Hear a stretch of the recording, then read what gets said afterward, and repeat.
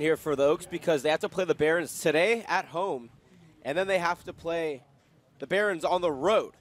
So the Oaks beat the Barons last time 7-4, and that was a big win because the Barons, who are not in the CCL Central, are struggling, and a loss would be really, really bad for the Oaks' resume. With that being said, now they have to face this team at home and away in the next 2 days. What do the Oaks need to do to get off to a hot start and also be successful in bringing whatever happens today into tomorrow?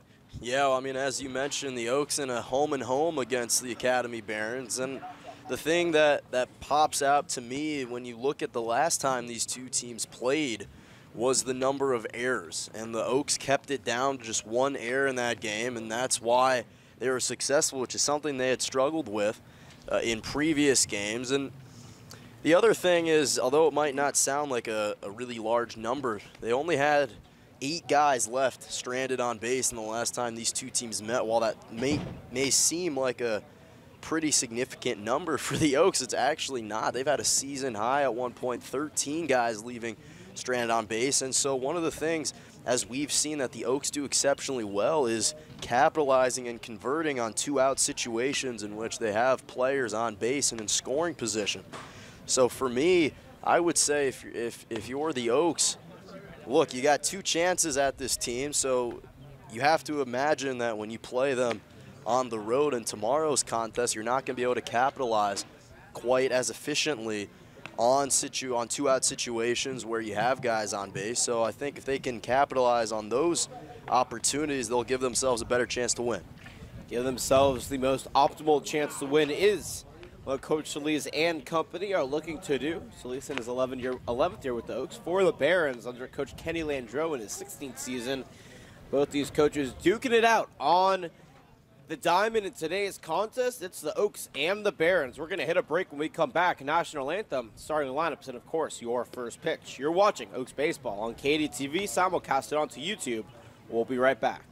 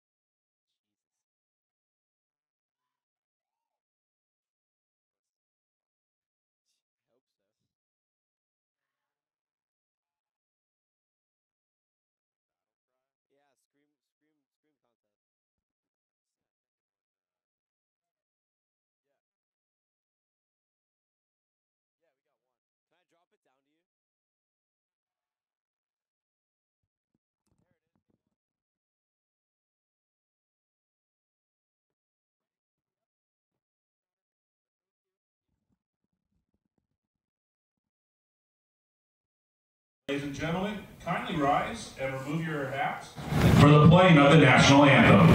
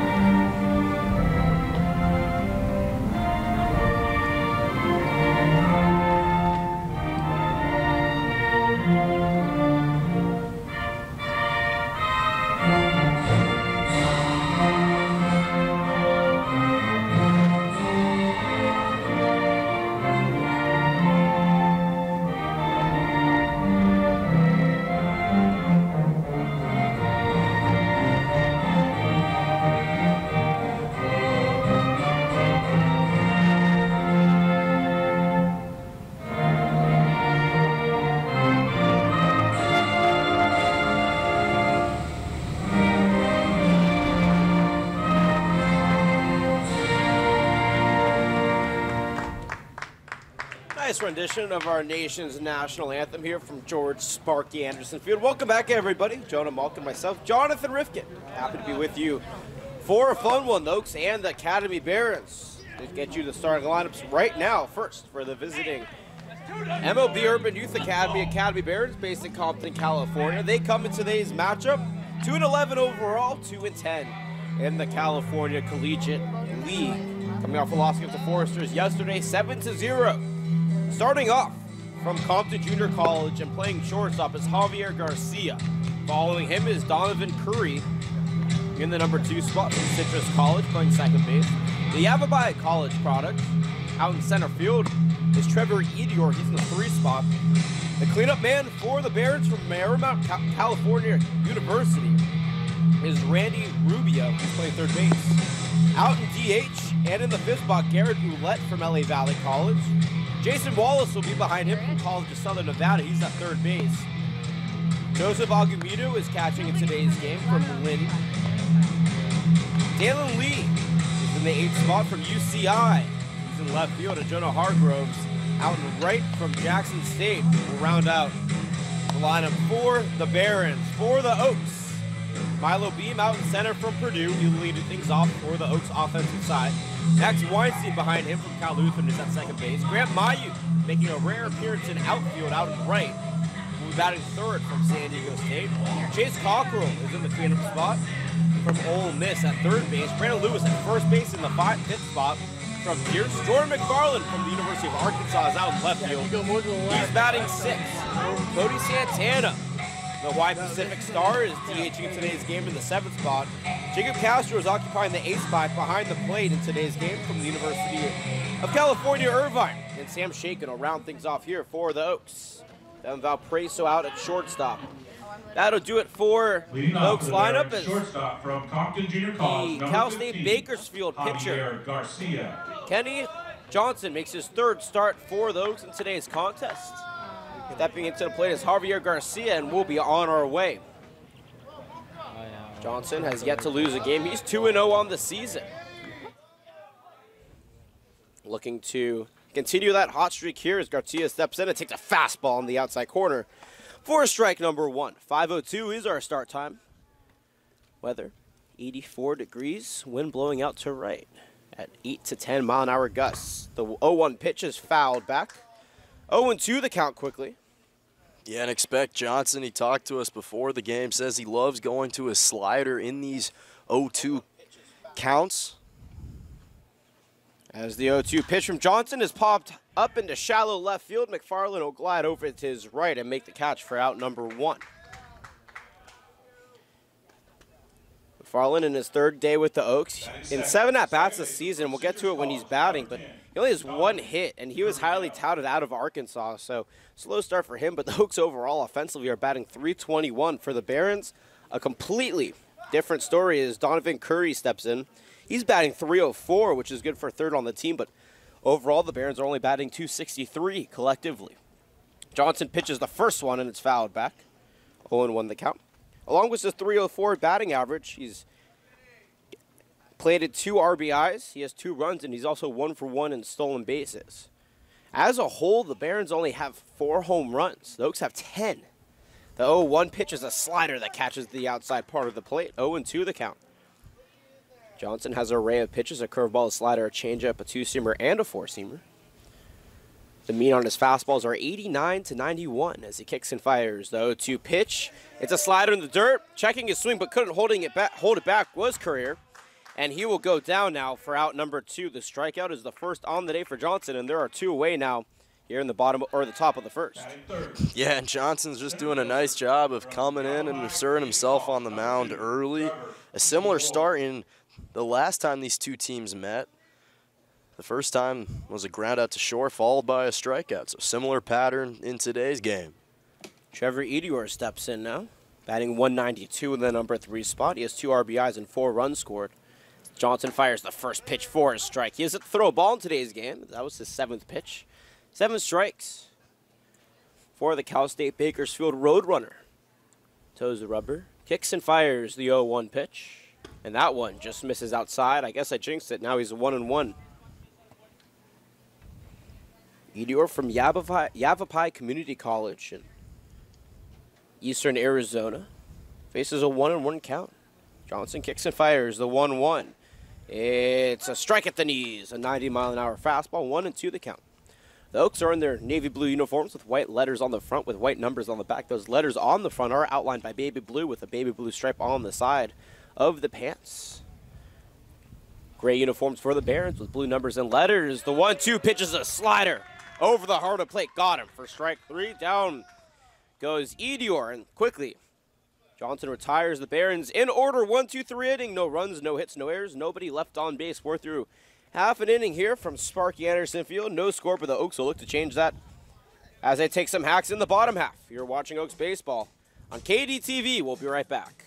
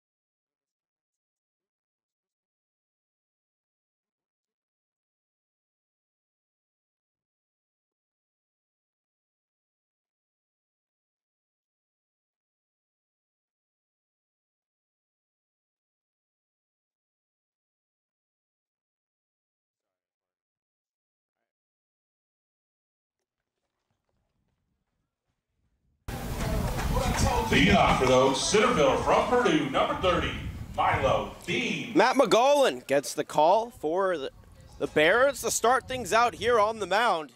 If you remember, he did start against the Oaks just 2 weeks ago when these two teams played. Pitched 4 innings, gave up 4 runs in those 4 innings.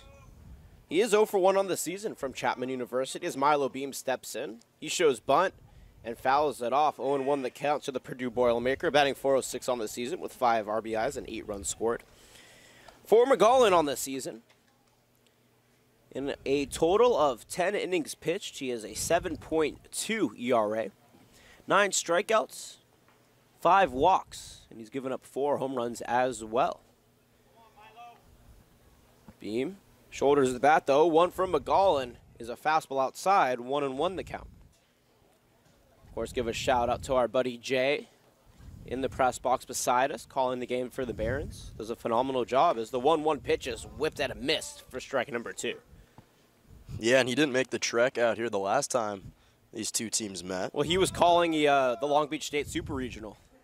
So he had a reason as the 1-2 pitch is skied high into left center field. Running back on it is Edior, and he'll make the grab for out number 1. Trevor Edior out there in center field is able to track that ball down in left center field. And now Max Weinstein, second in the CCL in batting average, first on the team, 441. With a home run, 11 RBIs, which leads the Oaks, and 10 runs scored, which also leads the Oaks. He has also posted a .644 slugging percentage as the first pitch he sees is lined into right center field for a single. He is now hit safely in 14 straight games. He's played in 14 of the Oaks' 15 games this season, and he has hit safely in every single game he's played. Oaks' record was set by Eric Ramirez last year from the University of Hawaii. He had 18, so 4 more for Max Weinstein, and it'll be quite a feat. 1 on now. 1 away here in the bottom of the first inning, no score, and Grant Mayu steps in from San Diego State. He's batting .333 on the season. The home run, 8 RBIs, and 6 runs scored as he cuts and misses. At that first pitch, 0-1 the count. Yeah, that's such a potent lineup when you got Weinstein in the 2 spot and Mayu just following him right behind him in the 3 spot. McGowan kicks and fires, though. 1, Weinstein fakes the steal. It's a 2-hopper over to second. Gloving it is Carrillo, and he'll make the quick throw over to first for out number 2. Advancing on the play is Max Weinstein. He was able to get a jump, and now there are 2 away here. And Chase Cockerell in the cleanup spot stepping in. He's only batting .233 on the season, but he does have 2 home runs, including 1 yesterday with 10 RBIs. He also has 5 runs scored. And he's looking to add on to his home run total if he can here. But looking also just to up that batting average, .233 is a rough batting average to begin a season. But we are still in the youth of the 2017 season. A lot of time for the Ole Miss Rebel to make it up. McGowan checks the runner at second, kicks and fires the first pitch. It's a curveball at the knees for a strike. Yeah, not to mention, I mean, he started off shaky, just 3 for 13 in his first couple games, but has improved in the last 2 games. He's 4 for 9. Checking the runner at second again is McGowan. He fires another curveball. This one cut it and missed for a strike. 0-2 the count.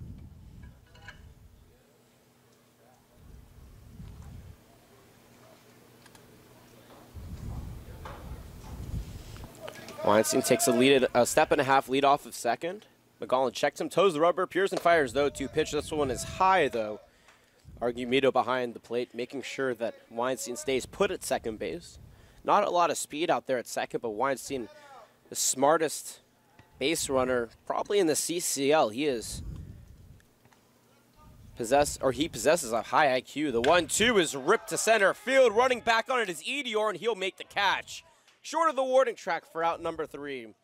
The Oaks get a hit, but can't score any. No runs, a hit, no errors, and 1 left on base. We're through 1 full here from Sparky Anderson Field. No score as we hit the break. You're watching Oaks Baseball on KDTV, simulcasted onto YouTube. We'll be right back.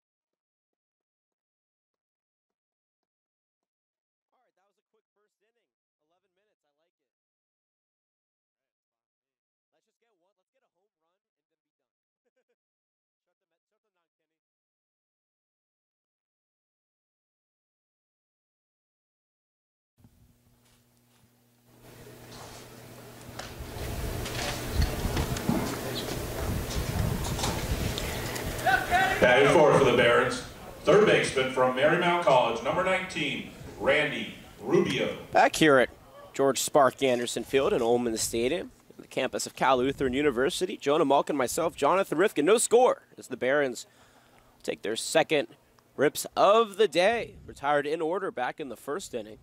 It's Kenny Johnson back to do work here for the Oaks. Randy Rubio steps in and takes the first pitch in the dirt for a ball. The 11th pitch for Johnson in this game, and only the second ball. Rubio on the season in the cleanup spot from Marymount California University as the 1-0 pitch is ripped up the middle for a single. I was saying he was batting .407, but that's now going to jump up to .409 with that single. First hit on the day for the Barons as a whole.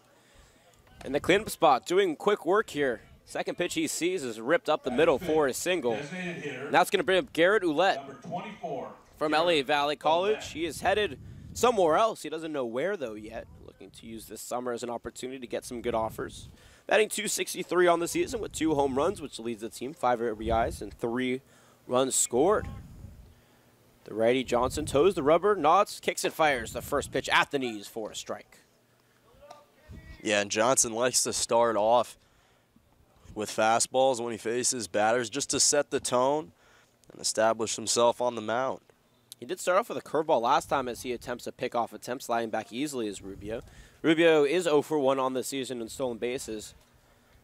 And with his .407 batting average, which leads the team, he has been on base plenty of times, but not much speed. There's the 0-1 pitch from Johnson is whipped in, up and away for a ball, 1-1 the count. No runs, a hit, no errors on both sides here in the top of the second. The Oaks coming off a win yesterday against the Arroyo Seco Saints, 7-1. The Barons coming off a loss to the Foresters, 7-0. As the 1-1 pitch is way up high, 2-1 the count. Yeah, Foresters starting to get back all their players. We're just playing the Super Regionals, and that's making them a much more formidable team. Cal State Fullerton losing to TCU a couple of days ago. They're going to get the rest of their team at the end of the week. The 2-1. It's a fastball at the knees for a strike, 2-2. And that's going to be tough because as soon as the Foresters complete their team, the Oaks will have to play them. That'll be on Saturday. This is game 2 of the Oaks 8 games in 8 days marathon. They won yesterday. They're playing here today against the Academy Barons as Johnson deals the 2-2. It's whipped into right field. That one's going to drop, get past Mayu to the wall. Rounding second, going to third is Rubio. He's going to be waved on in. The throw to the plate from Shaken is cut off by Lewis at first base. Sliding in safely is Randy Rubio. And the Barons take the 1-0 lead on Garrett Ouellette's RBI double. Yeah, nice job by Ouellette pulling that one into center right, and Mayu just couldn't corral the ball in time. Yeah, right center is where that ball dropped, and Mayu just couldn't get there. Nice hit there, and that's going to bring up Jason Wallace, batting .184 on the season, 5 RBIs, 3 runs, and 12 strikeouts, which does lead the team. Ouellette at second takes a generous lead. We'll see if Johnson checks him. About 3.5 steps off. Johnson doesn't even take a peek as he toes the rubber. Now he checks the runner. Kicks and fires the first pitch. Low for ball 1. Feel free to tweet at the Oaks at Caneo_Oaks. He's at Jonah_Malkin. I'm at Johnny Riff. Or chat with us in the live chat box on YouTube. Always love to hear what you have to say. The 1-0 pitch runs up high, now 2-0. As I was saying before, the Oaks are in their second game of the 8 games in 8 days marathon. After today's home game, they'll have 3 road games. Of course, we'll have all of those right here for you on YouTube and KDTV. Johnson fires the 2-2 pitch. That one's a grounder over to short. Shaken gets it on the third hop, and will fire it over to Lewis at first for out number 1. Advancing on the play is Ouellette. So 1 away, but a runner at third base now. Yeah, nice job by Shaken. That ball just took a wicked bounce, but fortunately he was in that squat position. It just bounced right into his glove to make an easy catch and throw over to Lewis at first for the first out. Joseph Argumedo from Lynn College now stepping in, batting .105 on the season with an RBI, a run, and 19 at-bats. Takes the first pitch at the knees for a strike. Continue with the schedule, the Oaks will be at the Academy Barons tomorrow. Game time for that, by the way, got moved from 6 to 7. We'll be on the air for that one at 6:50 tomorrow night, so a little late-night baseball for you for those on the East Coast. As the 0-1 pitch is dealt from Johnson, popped up to right field, running in on it is Mayu, and it's going to drop foul. He made an attempt at it, but it was probably a blessing in disguise that it dropped foul, because if he caught it, there was definitely enough room for Ouellette to get in from third. Now, though, 0-2, Johnson is in the driver's seat in this at-bat. Yeah, it's always that kind of give or take with these outfielders. At the same time, you want Mayu to go for it and make a play and show that hustle like he did right there. But at the same time, like you mentioned, even if he does manage to catch it, he's fully on the ground, and Ouellette could make a quick tag from third home. Johnson deals the 0-2 pitch. Is cut and missed for strike 3. Down goes Argumedo. That's the third strikeout on the day for Kenny Johnson, and now there are 2 away, and that's why you're happy that Mayu didn't end up catching that ball, because, yeah, you would have 2 outs, but another run would have been up. You let your pitcher do his work, and there Johnson was effective. Dalen Lee steps in now from UC Irvine, playing left field in today's game, batting .222 on the season. He is 2 for 2 in stolen bases, with a run scored and an RBI as well. The lefty steps in and takes the first pitch. He sees up the middle, but Weinstein is going to track it down, gun it over to first in time for out number 3. Nonetheless, though, the Barons strike for 1 run on 1 hit, no errors, and 1 left on base. We're through 1.5 here from Sparky Anderson Field. 1-0 the Barons lead. As we hit the break, you're watching Oaks Baseball on KDTV. We'll be right back.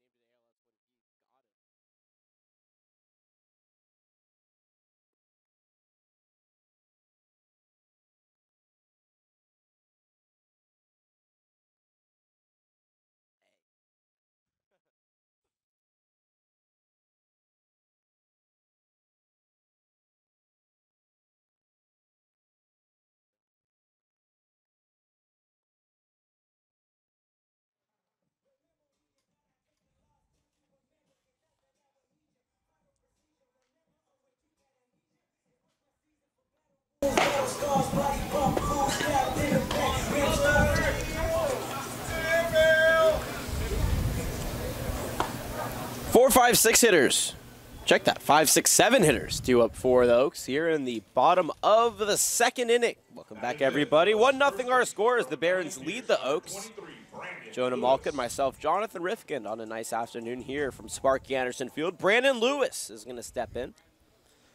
The .273 batting average and a home run as he takes a heavy cut at the first pitch and misses for strike number 1. To go along with his 2 home runs and a .233 batting average, he has 10 RBIs and 5 runs scored as well. McGowan deals the 0-1 pitch, is fouled out of play. And just over the bus of the Barons. 0-2 now the count. He kind of alluded to part of the schedule here. We're in game 2 of the 8 games in 8 days for the Oaks. He'll be at the Academy Barons tomorrow. 7 o'clock start time as the 0-2 pitch just misses outside. 1-2 the count. Then they'll be in San Luis Obispo on Friday, taking on the Blues at 6 o'clock in Santa Barbara on Saturday. Back home against the Legends on Sunday as the 1-2 pitch is pulled into left field. That's going to get down, lined into the wall. Rounding first and going to second is Lewis, and he is going to be held up as the throw comes in from Lee. But a leadoff double from the Pierce Junior College product for the second Oaks hit it today, and the Oaks are now in position to tie this game with a runner in scoring position. Yeah, Lewis, another one of these big batters for the Oaks, likes to crowd the plate, and that time he was licking his chops as that ball just dropped right in front of his bat where he drilled that one into the corner of left field. Lewis now has 5 doubles, which is a very interesting stat. I'll stay in a second as the first pitch runs in high to Jordan McFarland, who's batting 143 on the season with 2 runs and 1 RBI, but he only has 7 at-bats. This is his 8th. Only 1 hit in those 7 at-bats. 3rd game with the Oaks is McGollin. Kicks and fires the 1-0 pitch. Is swung and missed for strike number 1, 1-1 the count. The reason that 5th double for Brandon Lewis that he just got is such a daunting stat is because he has more doubles than he does singles now. 4 singles to his 5 doubles. He also has 3 triples, so more extra base hits than he does singles. It's pretty incredible. The 1-1 runs inside but called a strike. 1-2 the count. McFarland from the University of Arkansas. After the Oaks' 3 away games tomorrow, Friday, and Saturday, they'll be back home on Sunday to play Long Beach Legends at 12. On Monday against the Orange County Riptide at 5, and they'll close out their 8 games in 8 days at Ventura. 1-2 pitch, runs in low and outside. 2-2 the count. Yeah, Argumedo did a nice job of getting his body in front of that ball because that was another one of these pitches that could have gone past him and brought Lewis over to potentially 3rd. 2 balls, 2 strikes, nobody away. Runner on 2nd here in the bottom of the 2nd inning. Barons up 1-0 as the 2-2 pitch is ripped foul towards left field. We'll do it again at 2-2. 1 run, 2 hits, no errors for the Barons, visiting from Compton, California. Their home is MLB Urban Youth Academy. No runs, 2 hits, no errors for the home Oaks. Closing out a 2-game homestand to begin the week before they go on the road tomorrow. McGollin checks Lewis at 2nd, fires the 2-2 pitch in the dirt. Argumedo's able to get his body in front of it and stop it. Great play from the catcher behind the plate, but the count is full now, 3-2. Lewis, no speed over at 2nd base. He knows it too, as he only takes about a step off. But he can really get around. Not explosive, but he picks up speed very, very quickly. Payoff pitch now. Fired from McGollin, and it's ripped foul into the Oaks dugout. And we'll do it again at 3-2. Yeah, that was a great pitch by McGollin. Caught him inside. I mean, although McFarland was able to foul that back, that was just a great inside pitch, jammed him. So even if McFarland was able to get a bat on it, that would probably lead to an easy ground out in the infield. McFarland actually broke his bat on that, so he had to walk into the dugout, get a new one. They use 2 kinds of bats in the CCL. They use a composite wood bat and a full wooden bat. Composite wooden bats are made of wood, but they have a composite plastic inside. It's more for contact, but wooden bats are a little bit heavier. It's just based on personal preference. Composite bats normally don't break, but McFarland actually just broke one. 3-2 pitch, runs in the dirt. Blocking his Argumedo, but nonetheless. A base on balls here for Jordan McFarland. The first walk on the day for McGollin. Now runners at 1st and 2nd. With nobody away, and the ever-smiling Cody Santana from Hawaii Pacific University is going to step in. .263 batting average with a home run, 4 RBIs, and 8 runs scored. Started off the season well, but his batting average has dropped in the last couple of games. Really been struggling to find the sweet spot in the field. He doesn't strike out very much, but he hasn't been hitting the ball in an effective way as of late.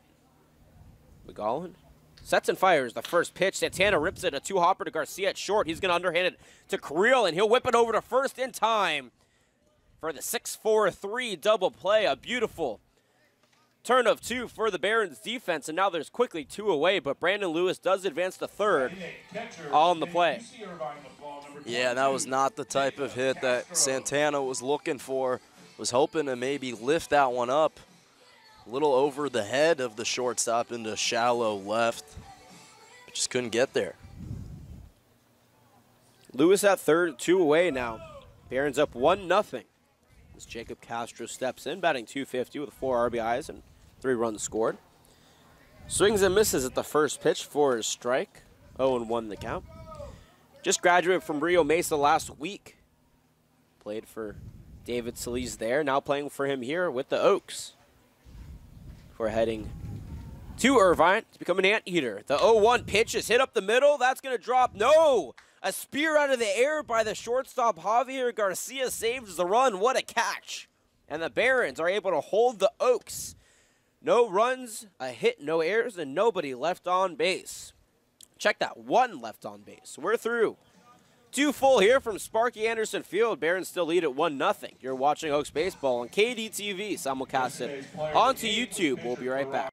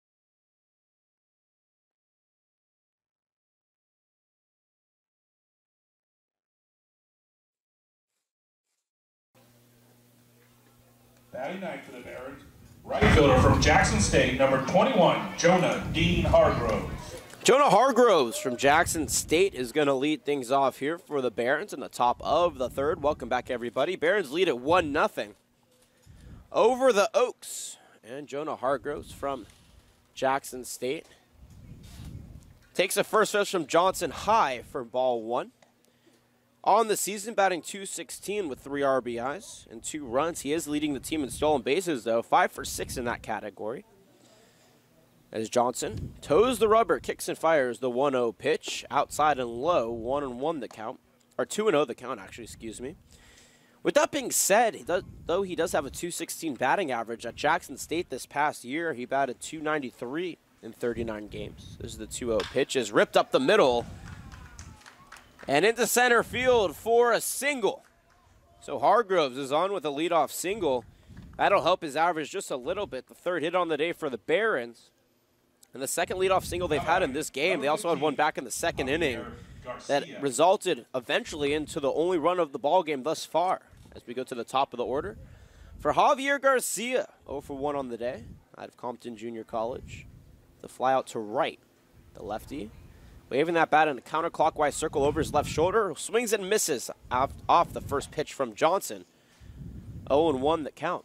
Yeah, I actually think it was a great decision by Coach Kenny Ledreau to put Hargroves at the bottom of the order to beef up that starting lineup for the Barons. Just because you're at the bottom of the order doesn't necessarily mean you're the worst hitter on the team. The 0-1 pitch is cut over to first base, backhanded by Lewis, tossed over to Shaken, back to first in time for the 3-6-3 double play. An unbelievable turn here for the Oaks. And just like that, there are 2 away.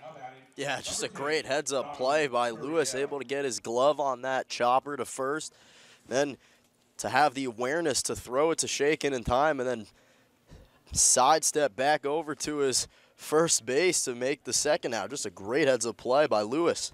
Donovan Creel steps in now 0 for 1 with a strikeout back in the 1st inning. Johnson deals the first pitch, a curveball at the knees for a strike. From Citrus College, oncoming sophomore looking to increase his .304 batting average. I guess it's at .302 now after that strikeout as he takes the 0-1 pitch in the shallow center field. Running in on it are 3 Oaks, and none of them can get it as that ball is going to drop out of reach of Weinstein from second, Shaken at short, and Milo Beeman center. And so that'll be a 2-out blooper for Donovan Creel. And that'll bring up Trevor Edior, 0 for 1 on the day. He was the 2nd strikeout victim. Strikeout looking to end the first inning. 2 away here, 1-0 to score. The Barons up over the Oaks. They have 4 hits and no errors. The Oaks have no runs, 2 hits and no errors. Slow start offensively for them. Edior steps in, waves that bat over his right shoulder. Johnson's going to attempt a pickoff, sliding back easily is Creel. Creel is 1 for 1 on the season in stolen bases. We'll see if they test him here with 2 away. Takes a step and a half lead off of first. Johnson checks him, nods, kicks and fires the first pitch, and it's a chopper over to the right side, but it's going to roll foul before Castro could get it. 0-1 the count.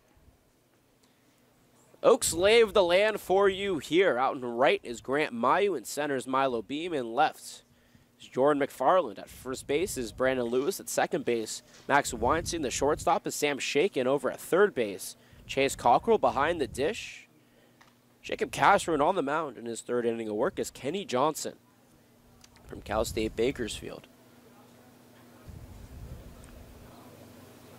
0-1 the count. Johnson toes the rubber, gloves the ball, nods. Pearson fires the 0-1 pitch. It's popped over to right field, but foul out of play, and now he's ahead in the count, 0-2.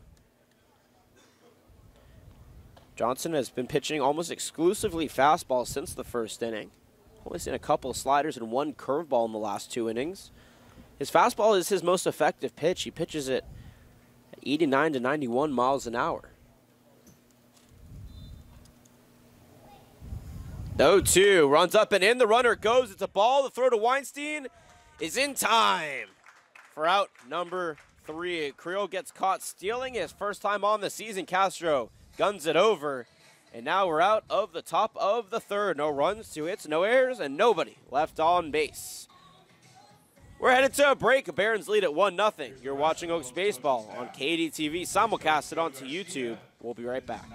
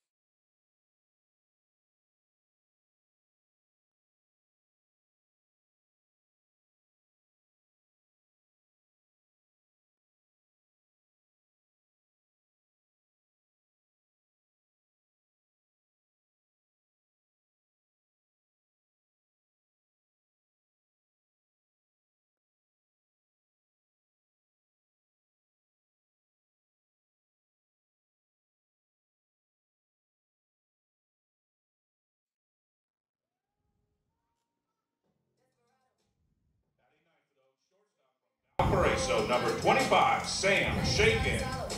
1-0 still the score here from Cal Lutheran. Sam Shaken in the number 9 spot, looking to spark an offensive run for the Oaks as he takes a ball from McGollin inside. 0-1 the count, or 1-0 the count. Shaken on the season, batting .263 with 4 RBIs and 5 runs scored. The 1-0 pitch is fired in, up and inside, 2-0 the count. Shaken from Valparaiso played his high school ball at Chatsworth, just down the road from our little nestle here in Thousand Oaks. The 2-0 pitch is at the knees for a strike. 2-1 the count. Chatsworth, one of the more historically successful baseball programs in Southern California. Lost in the CAF Southern Section Championship this year. McGollin kicks and fires the 2-1 pitch. Shaken takes it into right center field, running in on his Hargrove, and he's going to get it on the bounce, so that's going to keep Shaken at bay at first base. But the Oaks nonetheless get a leadoff single out of the number 9 spot for Sam Shaken, the 3rd hit on the day for the Oaks. So we go to the top of the order for Milo Beam. Yeah, nice job by Shaken leading off here, and Milo Beam, another one of these batters for the Oaks who's streaky and can get going at any time. Beam 0 for 1 on the day with a fly out to center. Steps in. Shows bunt, pulls it back. The pitch is up and away. 1-0 the count. He is coming right after his Indiana counterpart. Both of them go to school near each other. Valparaiso, Indiana. And Purdue in Central Indiana. McGowan comes set. Nods, kicks and fires the 1-0 pitch as Shaken took off, but the ball was mishandled into the dirt by Argumedo. And Shaken is safely into second base with a stolen base. 2-0 the count. Now the Oaks in prime position once again to tie this game up.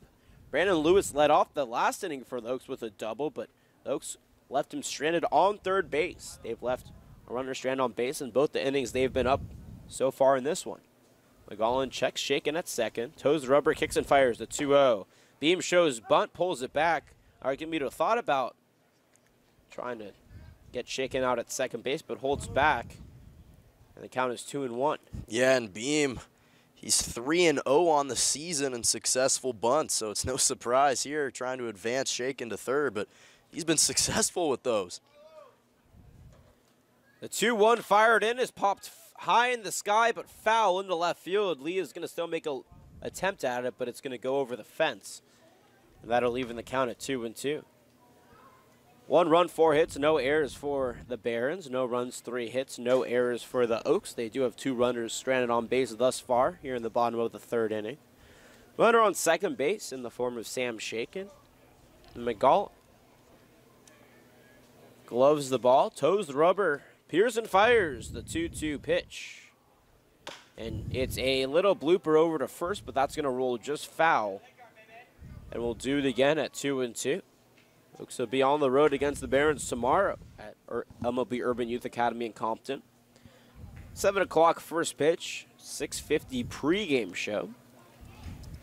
Be one of 3 times the Oaks make their way to Urban Youth Academy for a matchup against the Barons, but the MLB All-Star game, the CCL All-Star game is being held there this year, as well as the playoffs. The 2-2 from McGowan is roped in the right center field. That gets down. Running third and coming home is Shaken, and that'll be a stand-up RBI double for Milo Beam, and the Oaks tie it up at 1 apiece here in the bottom of the third inning. Yeah, I was just saying, Milo Beam, another one of those hitters you don't want to let him get going, because when he makes contact with the ball, it normally translates into successful, perhaps, runs. And in this case, beautiful RBI double hit in the exact same spot in that left center field gap. For Milo Beam on the season, his 3rd double and his 6th RBI. Sam Shaken just scored his 6th run. 1-1 our score. Now as Max Weinstein steps in. On the day, 1-for-1 with a single. He was stranded on second back in the first inning. Sporting the purple Cal Lutheran helmet. Swings and misses at a curveball in the dirt. 0-1 the count. Led Cal Lutheran to a Division III championship a couple weeks ago. Led the Kingsmen in batting average at .326. Amongst the best in Division III as well. Waves that bat over his right shoulder. McGowan checks the runner at second. Kicks and fires, though, 1 pitch. It's outside. Weinstein thought about going, held back in time, though. And that'll even the count at 1 ball and 1 strike. Yeah, and McGowan's gone away from throwing these pitches down the heart of the strike zone, which is where he didn't give up any runs in the first couple innings. But now he's throwing them outside, and it's costing him. McGowan deals the 1-1 runner to go. It's called a strike. The slide in. It's not in time as Argumedo guns out Milo Beam at third base.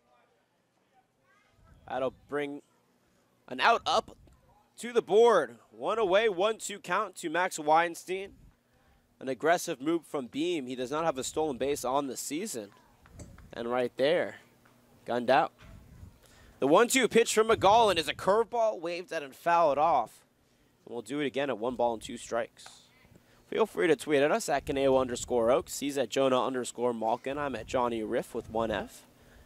Or chat with us live in the YouTube live chat. The 1-2 from McGowan. Runs low and inside. 2-2 the count.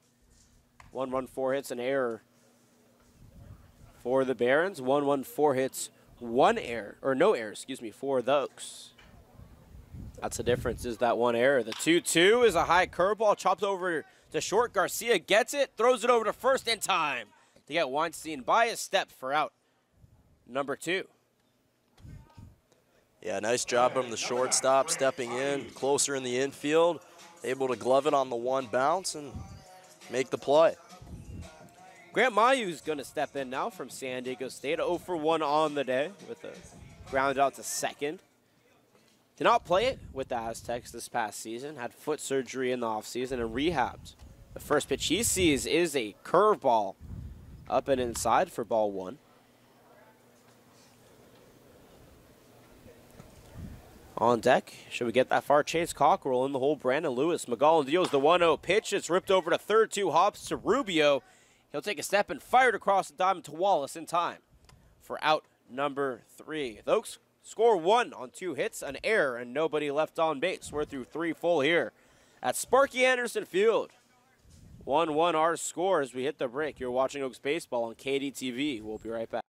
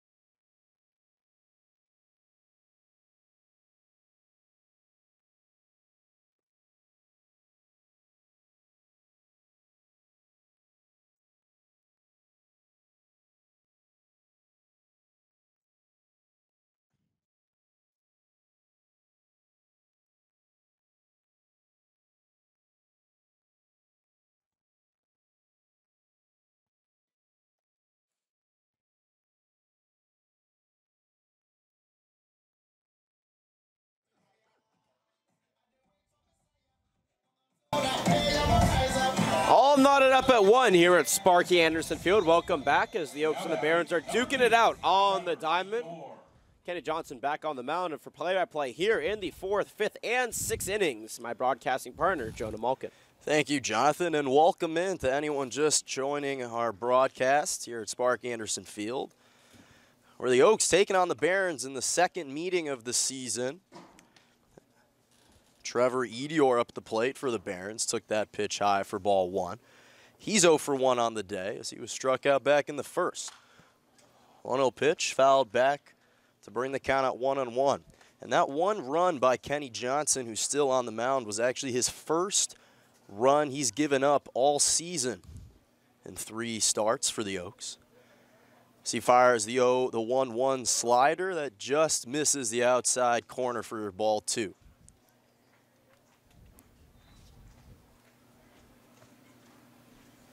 Edior looking to get a leadoff single as the 2-1 pitch swung and missed for strike 2. And the Barons have had leadoff singles in the 2nd and 3rd inning. We'll see here if that's a common motif for them, but Johnson is going to try to avoid that if possible. Both teams have 4 hits on the day. 2-2 pitch slides in just below the strike zone for ball 3. Full count, that'll be the first full count for Johnson in this game. Looking to take out Edior as the 3-2 pitch just misses the outside corner, and that'll be a walk. His first walk given up on the day. Yeah, Johnson normally has very good control, and that one just missed on the outside part of the plate.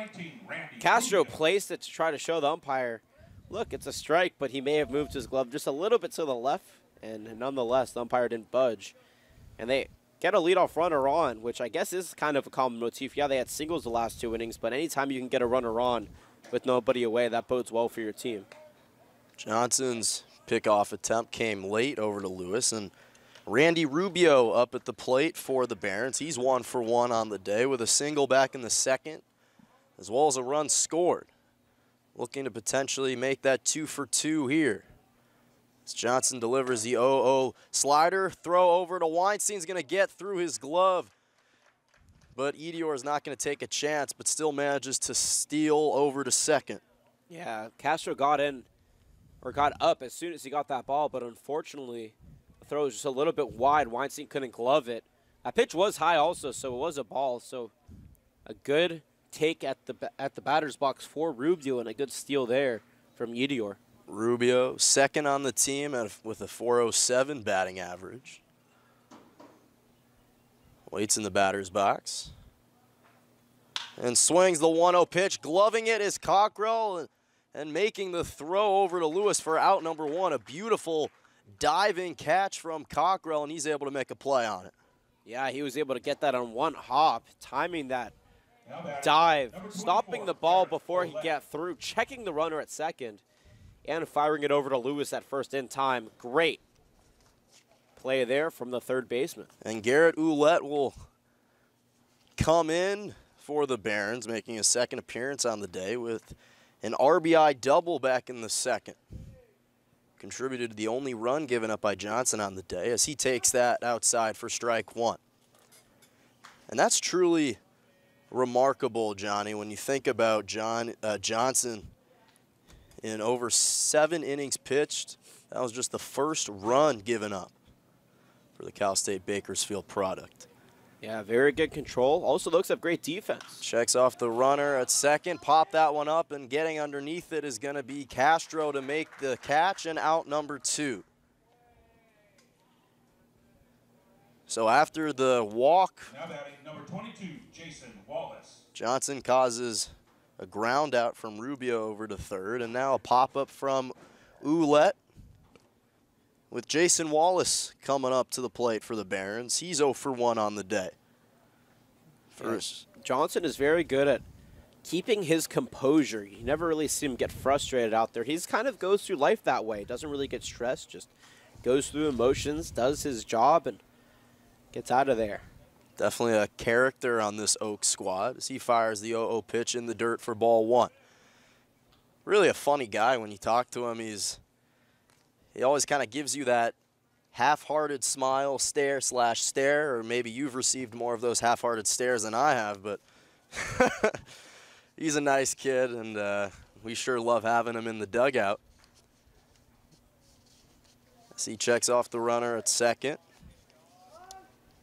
He's going to take a minute. That's a late time call. Normally umpires don't award that to batters, especially when a pitcher comes set. Interesting decision there, but that could ruin the rhythm of a pitcher because they already have what their motions are the next couple of pitches, and when time is called in motion, that can be a problem. Wallace down on the count 1-0. Check swing upstairs for ball 2. Wallace heading into his junior year at College of Southern Nevada from Fontana, California. Batted .291 in the season and was first team all-region. So 1 on and 2 away here in the top of the 4th.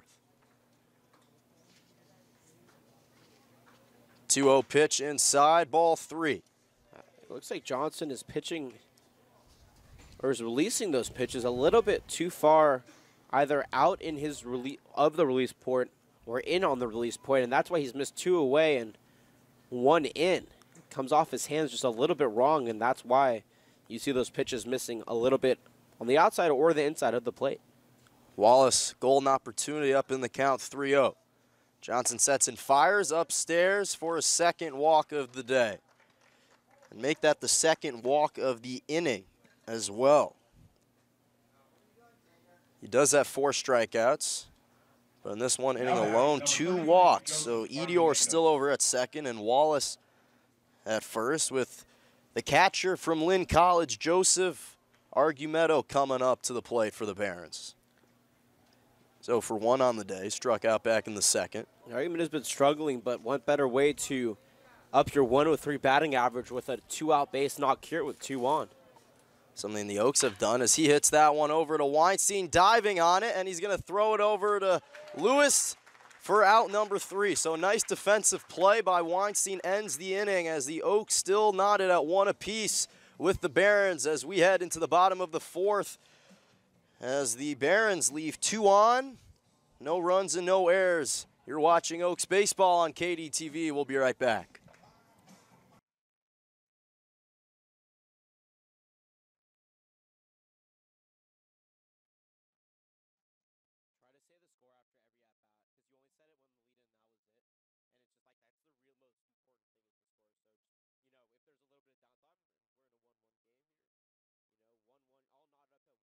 Johnson Fields 2-1, something like that. Just try to keep it as much in the flow as you can. All right, not even an hour in, and already through 4.5 or 3.5. Not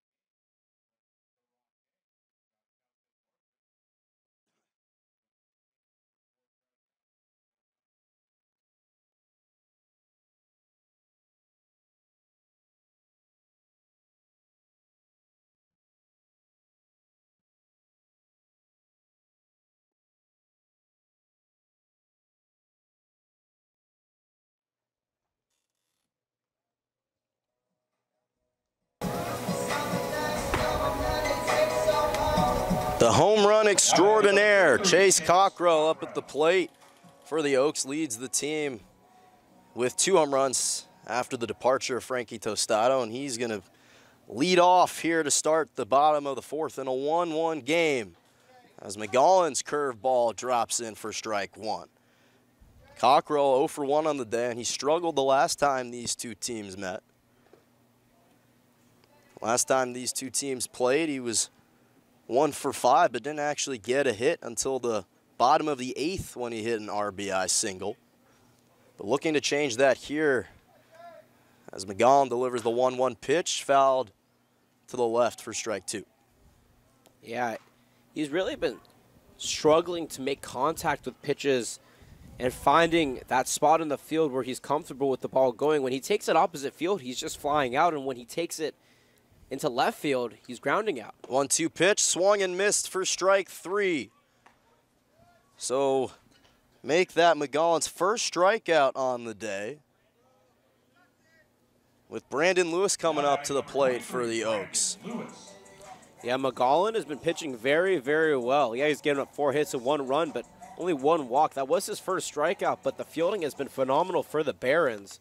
That's why he is so calm out there on the mound still through 4s, because he trusts his defenders. 0-0 pitch, swung by Lewis for strike 1. Yeah, and the Oaks and the Barons all knotted at 1 run apiece. Each have 4 hits, as well as 1 error, as that pitch delivered beautifully on the outside for strike 2. So quickly down in the count is Lewis, with 1 away here in the bottom of the 4th. 0-2 pitch, runs up high for ball 1. 87-mile-an-hour fastball, and that's been one of his most utilized pitch. It's that, as well as the curveball, as the 1-2 pitch drops low and fouled once again. So we'll do it again at 1-2. Lewis hit a double back in the first, contributed to the second hit of the day for the Oaks, batting .273 on the season. Swung on and missed for strike 3. So back-to-back strikeouts from McGollen brings Jordan McFarland up at the plate for the Oaks. And he has struggled this season. He was walked back in the second, which was McGollen's only walk of the day. But looking to change his fortunes here. McGollen delivers the 0-0 pitch, fouled just outside the third base line for strike 1. When you look at McGollen's pitching performance today, he came into today with 10 innings pitched, an 0-1 record, a 7.2 ERA, 9 strikeouts and 4 walks. 0-1 pitch out inside for ball 1. Yeah, you're absolutely right. And the reason I bring that up is because he is pitching so well now. And it doesn't look like his past is affecting his game today. 1-1 pitch drops outside for strike 2. Yeah, and he's done a nice job just giving up 1 run on 4 hits. Up in the count here as the 1-2 pitch drops in the dirt for ball 2. And this was the third consecutive batter before that pitch that he was up in the count. He's really not passive on the mound in this game, and that's the difference between today and the other game that he pitched against the Oaks back 2 weeks ago, or I guess 2 weeks from tomorrow, was he was a lot more passive, pitching away from batters, pitching upstairs too many times. Here, he's just going right at them. 2-2 pitch, fouled back to keep the count at 2-2. And McFarland didn't play in that game the last time these two teams met. Oaks were 4-1 on the season, and the Barons were 1-5. 2-2 pitch in the ground to bring the count full. Yeah, McFarland has been struggling in his debut season with the Oaks. In his third game, he still is only 1 for 7 with that 143 batting average, but he's showing a lot more patience in today's game than he has in the last couple of games that he's played. Already has a walk today and a full count here. 3-2 pitch, swung on and chopped over to foul territory. So we'll do it again. And McFarland, at 6'4", 225, just possesses great size and strength. He's a contact hitter. But most of his outs have been on ground outs. He hasn't been able to really get underneath the ball. It's a 3-2 pitch, chopped over again into foul territory.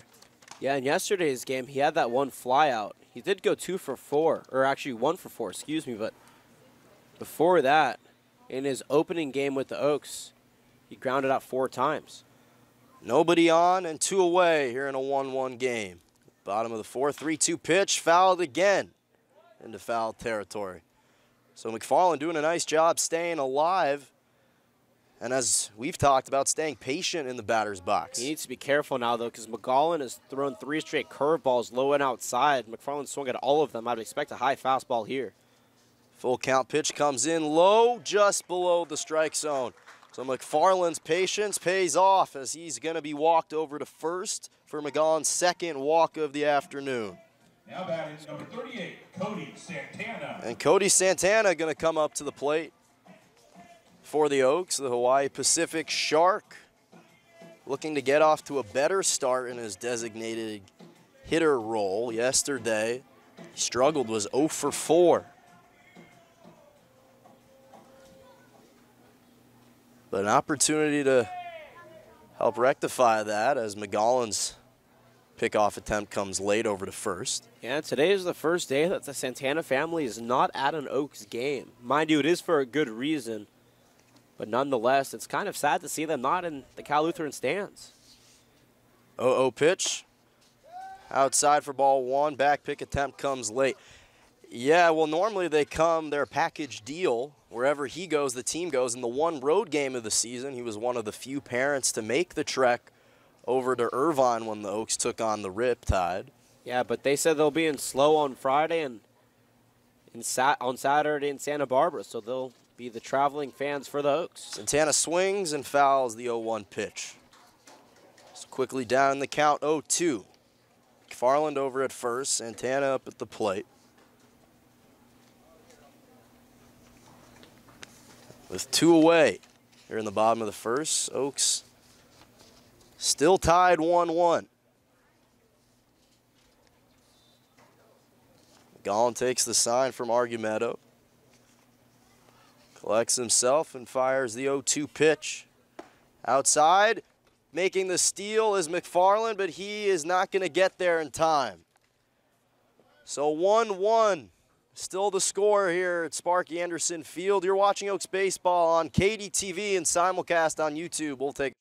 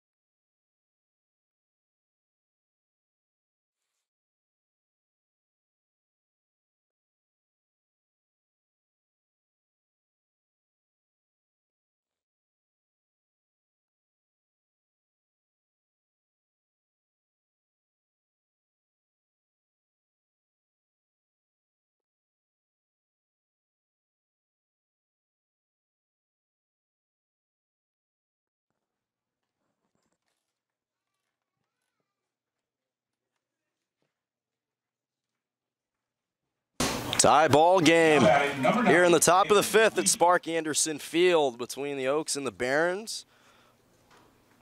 Close contest in this one, as opposed to the last time these two teams met, with Kenny Johnson still on the mound and Dalen Lee stepping up to the plate. As he takes that curveball out upstairs for ball 1. Johnson on the day, a little over 4 innings pitched. He's given up just 5 hits, 1 run, which was earned, 2 walks, and 3 strikeouts, as that one's fouled back for strike 1. Johnson utilizing that fastball as well as the curve and the 2-seamer. Low in the dirt for ball 2. Dalen Lee, UC Irvine Anteater, 0 for 1 on the day.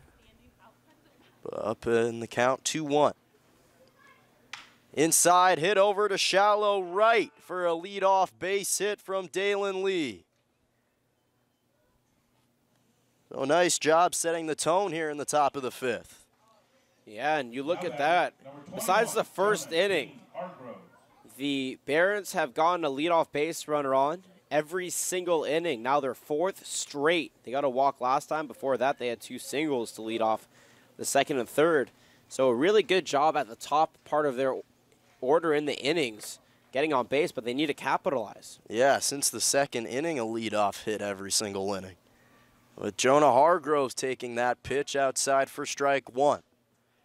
But nonetheless, Johnson's been able to bounce back after giving up those base hits. As he's just gave up his 5th hit on the day and makes the late pickoff attempt. Yeah, Lee 2 for 2 in stolen bases on the season. Possesses the speed, but only with that .222 batting average. Hasn't had a lot of opportunities to steal. 0-1 pitch, hit right down the right baseline. And tripping is Lee, but he's going to stay over at second. He was trying to round second, but then kind of tripped on his ankle or misplanted in the ground. And that forced him to stay over at second. But a nice job from Mayu, quickly releasing that ball into the infield to hold the runner at second. Yeah, Johnson has been pitching very well, actually. That pitch was really hard to hit. I'm really surprised that Hargroves was able to get around on that one, but it was a high fastball inside. Hargroves was actually jammed. He swung super late and was able to get just the tip of where the barrel of the bat and the hand grip meet and get that through the first and second base hole in for a single. So Hargroves 2 for 2 on the day, and showing bunt and bunting it to the left side is Garcia. That's going to advance the runner to third and second, but he's going to be thrown out over at first. So nice sacrifice bunt, advances Lee to third, and Hargroves to second by Garcia. Yeah, Garcia played that very, very well. A good sacrifice bunt, and now with only 1 away, Johnson has to do some damage control. The Oaks don't have anybody warming up, I'd assume, though. If the Barons get the lead here, Solis will think otherwise. And coming up to the plate, Donovan Curiel, 1 for 2 on the day, hit a single in the third, but was also caught stealing, as well as a strikeout in the first, but in golden opportunity to bring some runners home and give the Barons the lead once again today. As he takes that pitch right up the heart of the plate for strike 1. And just as I said, the Oaks have nobody warming up. Ty Harper now is going to stride over to the bullpen with Zane Willems and start getting loose. 2 on, 1 away here in the top of the 5th. Johnson fires the 0-1 pitch upstairs for ball 1. Lee over at third. Hargroves at second on a 6-hit day from the Barons, but still just tied 1-1. As Johnson delivers the 1-1 pitch, hit up the middle, and trying to slide on it is Weinstein. He's going to get there, but that's going to be an RBI single and bring in Lee for the 2nd run of the day, and the Barons lead 2-0 here in the top of the 5th. Yeah, those slow rollers can get you. Johnson wasn't able to get in front of it. It went past him on the mound. And while Weinstein was able to make a beautiful dive, it wasn't quick enough to either nab the runner at home or get the runner at first. And that was just a great execution by the Barons offense. So same situation, 2 on still with 1 away. And chopped over to foul territory is Trevor Edior. 0 for 2 on the day. The strikeout in the first, a walk, as well as a stolen base. So after the RBI single from Curiel, Dalen Lee came home and Hargroves came over to third. Johnson checks off the runner at first. Delivers the 0-1 slider. Castro over to Weinstein at second, and he's going to get there in time for the second out of the inning.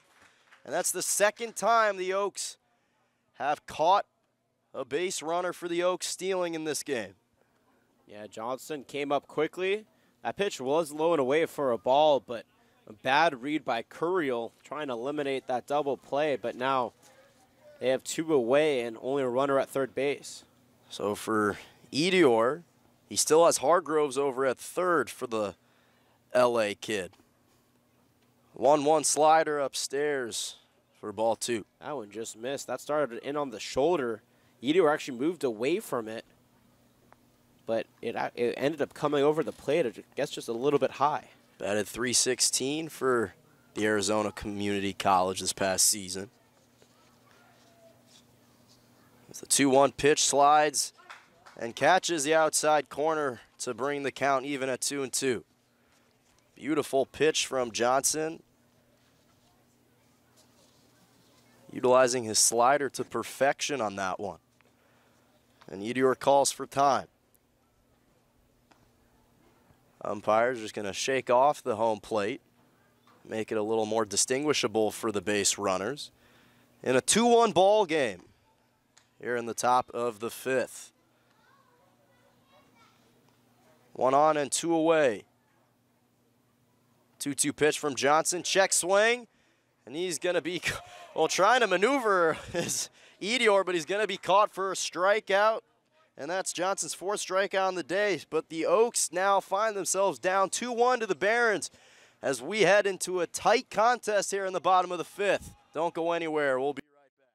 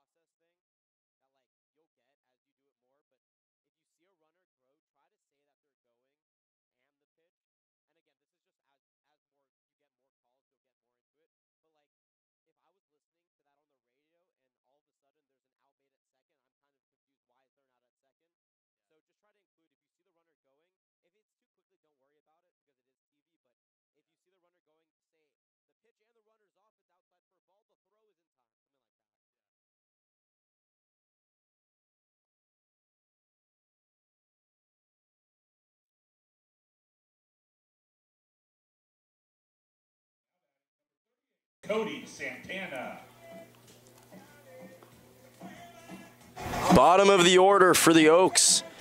Here, Cody Santana occupying the 7th spot. On deck is Jacob Castro, and in the hole is Sam Shakin for the Oaks here to get things started in the bottom of the 5th. Down 2-1 in a tight contest here at Sparky Anderson Field as Santana cuts and swings on the pitch for strike 1. Santana on the day, 0 for 1, but contributed to the double play after he grounded one out to short. 0-1 pitch chopped over to second, making the glove and tossing over to Wallace is Curiel for the first out of the inning. Oh, nice defensive play by Curiel. Able to glove the one hopper and toss it over to Wallace. Yeah, Santana now 1 for his last 13 with a walk, a run scored, and a triple. It's been really rough for him in the last 3 games, trying to get something going. Castro steps into plate and crushes that one into shallow right for a base hit. For the incoming freshman or sophomore at UC Irvine. Able to get on base for the Oaks. One of 3 catchers that the Oaks have, along with Zane Willems, as well as Juan Gonzalez. And Sam Shakin coming up to the plate for the Oaks. The Valparaiso product, 1 for 1 on the day with a single in the third, a stolen base, as well as a run scored. With 1 on and 1 away here in the bottom of the 5th, takes that pitch inside for ball 1. Shakin was player of the game in his last appearance against the SoCal Halos. 3 for 3, 1 run scored, and 2 RBIs with 3 doubles. An impressive day for him on that Father's Day game. He's continued that success so far today. As McGowan delivers the 1-0 pitch inside for strike 1. McGowan on the day has just given up 3 hits on 1 run with 2 strikeouts in a little over 5 innings pitched, or 4 innings pitched. As he throws the pickoff attempt late, but gets Castro to dive back over to first. So Castro takes a couple steps off the plate. And Shakin swings and misses for strike 2. Remember, the Oaks, this is going to be the last home game before a 3-game road run for them. They'll take on the Academy Barons at their place, the MLB Urban Youth Academy, tomorrow. St. Louis Obispo Blues on Friday, and the Santa Barbara Forcers on Saturday as the 1-2 pitch runs outside for ball 2. Yeah, this is going to be a test for this team. Long road trip, and when I say long, I mean by distance traveled. They have to deal with going up to San Luis Obispo after going south to Compton tomorrow and then back down to Santa Barbara on Saturday. Not to mention Ventura to cap off the 8 games in 8 days on Tuesday. 2-2 pitch, swung on and missed for strike 3. And you can follow us as we will travel with the team on these road games on oaksbaseball.org, as well as simulcast on YouTube.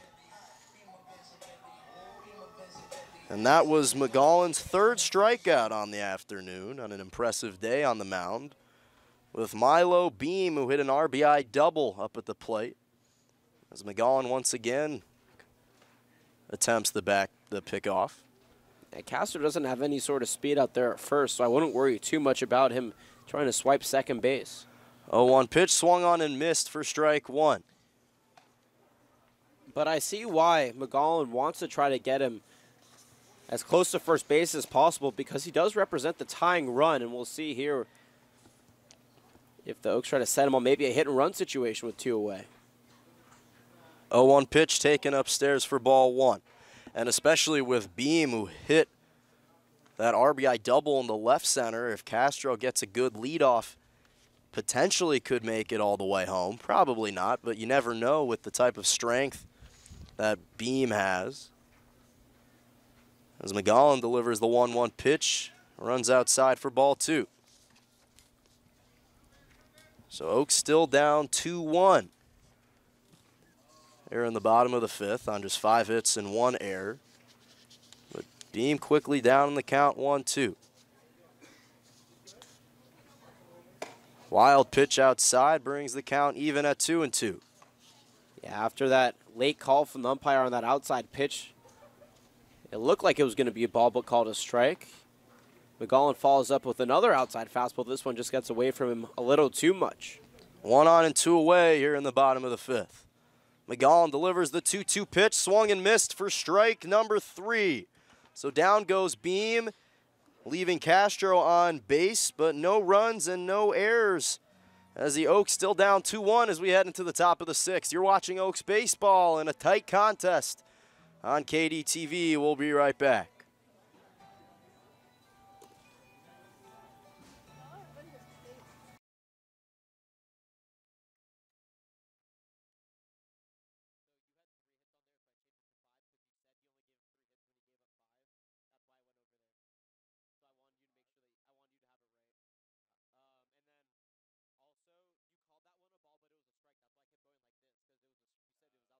too, but it was a strike.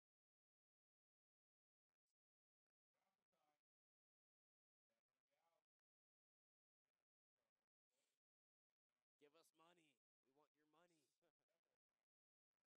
Rising up through the air.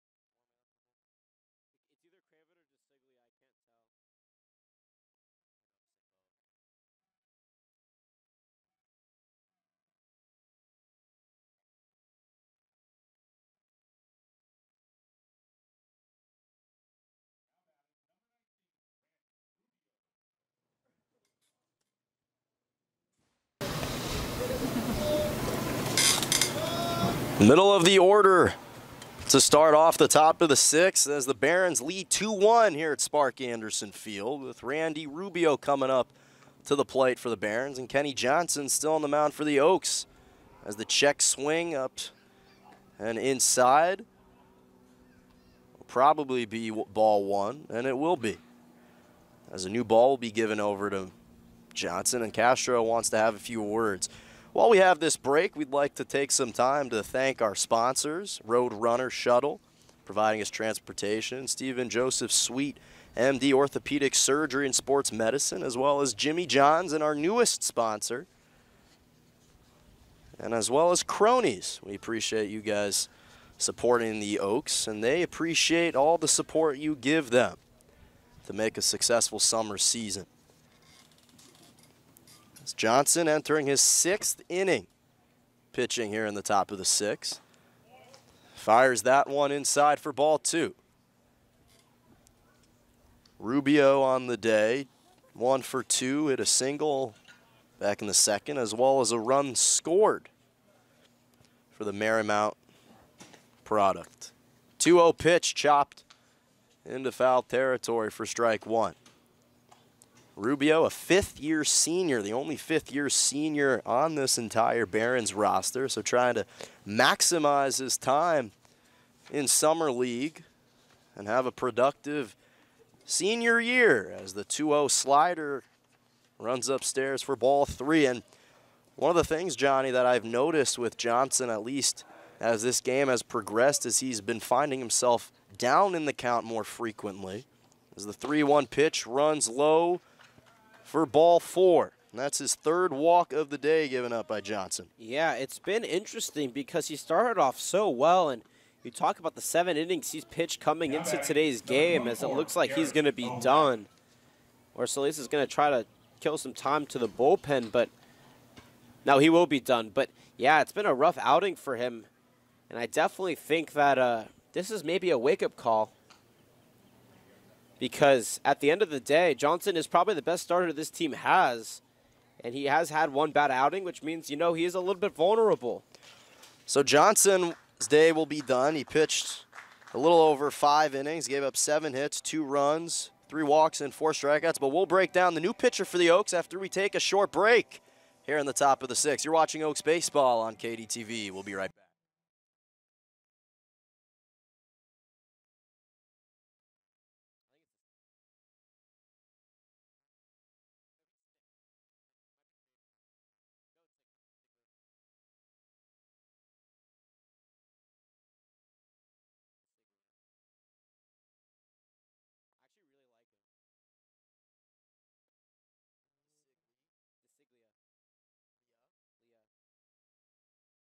DeCiglia. Leah.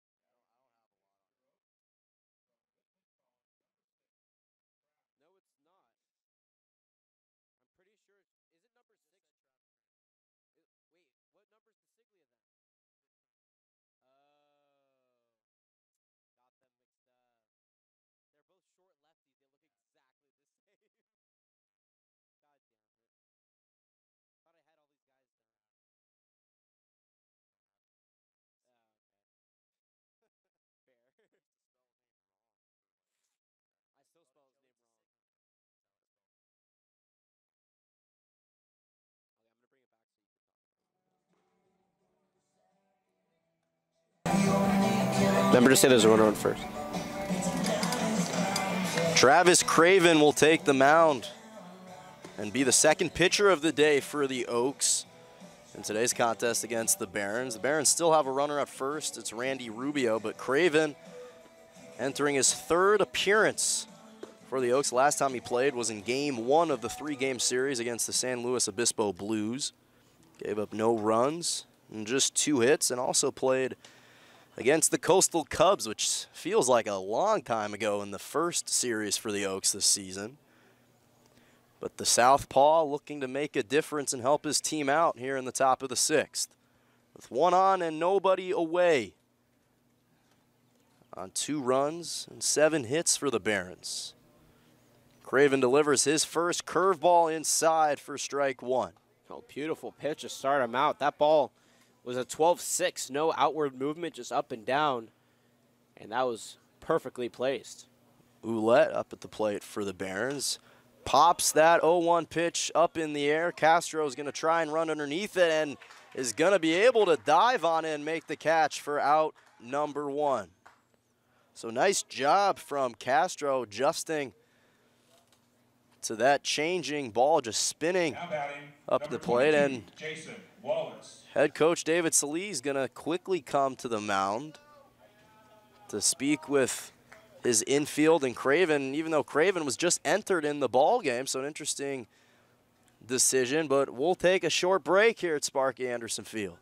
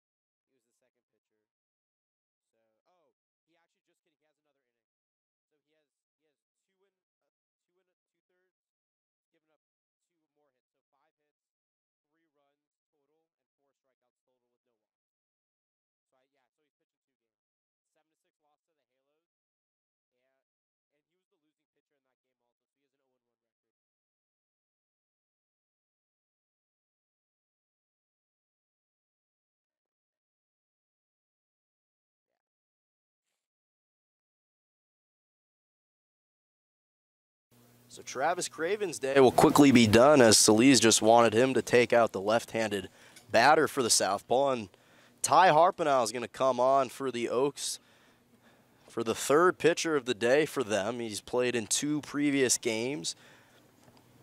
Played against the Orange County Riptide in that 15-7 loss. Gave up a couple runs and 1 2/3 innings pitched. And taking that pitch outside is Jason Wallace for the Barons. Not to mention Harpenau also pitched in the 7-6 loss against the Ventura Halos, so he's 0-1 on the season. As Wallace waits on that pitch low in the dirt for ball 1. Wallace on the day, 0 for 1. Ground out to short back in the 2nd and was walked over to first in the 4th. With Rubio still over at first, chopped right over to the glove of short. Shakin's going to throw it over to Lewis for the 6-3 double play. So the Oaks still down 2-1 as we head into the bottom of the 6th here in Sparky Anderson Field. Don't go anywhere. We'll take a short break.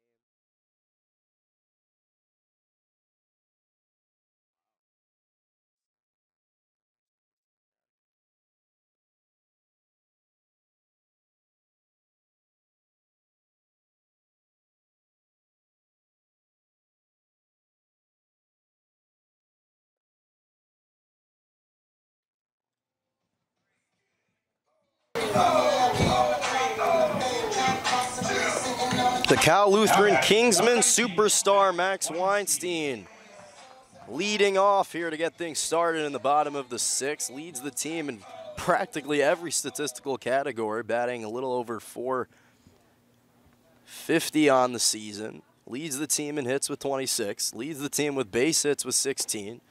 As he takes that pitch inside from McGowan for strike 1. Not to mention leads the team with doubles at 9. So he's definitely a crucial piece there. Offense as he swings and misses for strike 2. McGowan still on the mound for the Barons in a little over 5 innings pitched. He's given up 5 hits, just 1 run, 2 walks, and 3 strikeouts. And ahead in the count, 0-2, but that ball runs in the dirt for ball 1. Yeah, and going back to Max Weinstein's accolades thus far in the season, he also has that 13-game hitting streak. I guess now 14-game hitting streak, as he did sit 1 game in the season. So he's hit safely in hit safely at least once in every single of the games he's played so far. 1-2 pitch, swung on and missed for strike 3. So down goes Weinstein to get things started in the bottom of the 6th.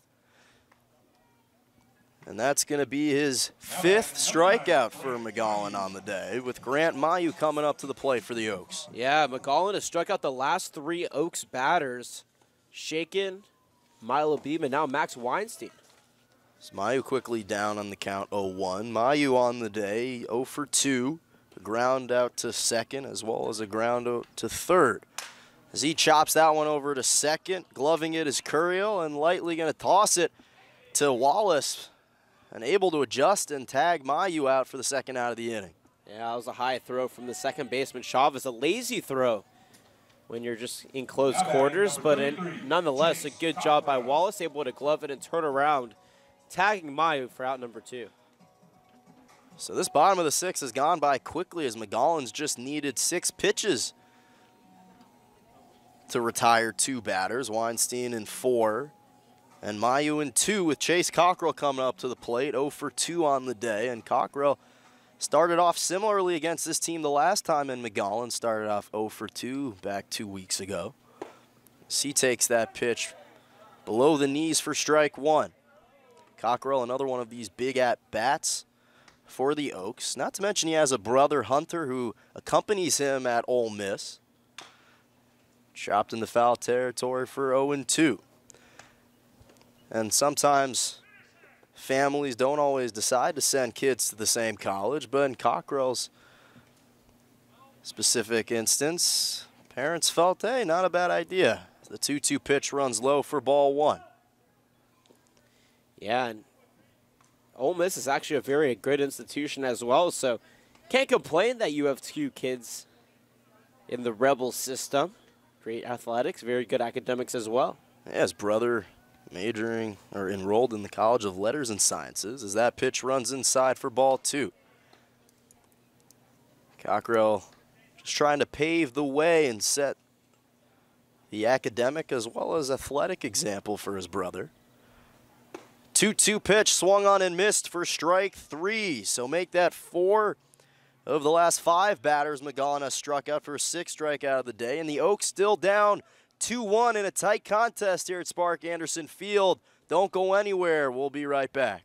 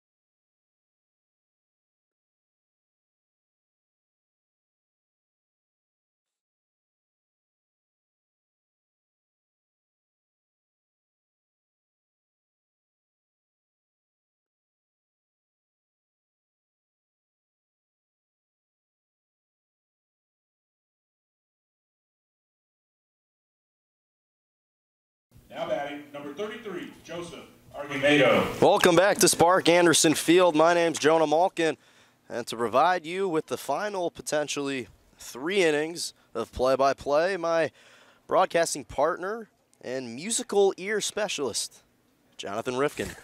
Thanks, Jonas. The first pitch to Argumedo was backhanded to Shaken at short. He tosses it across the diamond in time to get him out at first base. I didn't have time to catch my breath or make any introduction, but an amazing play by the Valparaiso shortstop to gun out Argumedo, who's now 0 for 3 on the day in the 7th spot. And now that's going to bring up with one away Dalen Lee, 1 for 2 in the 8th spot.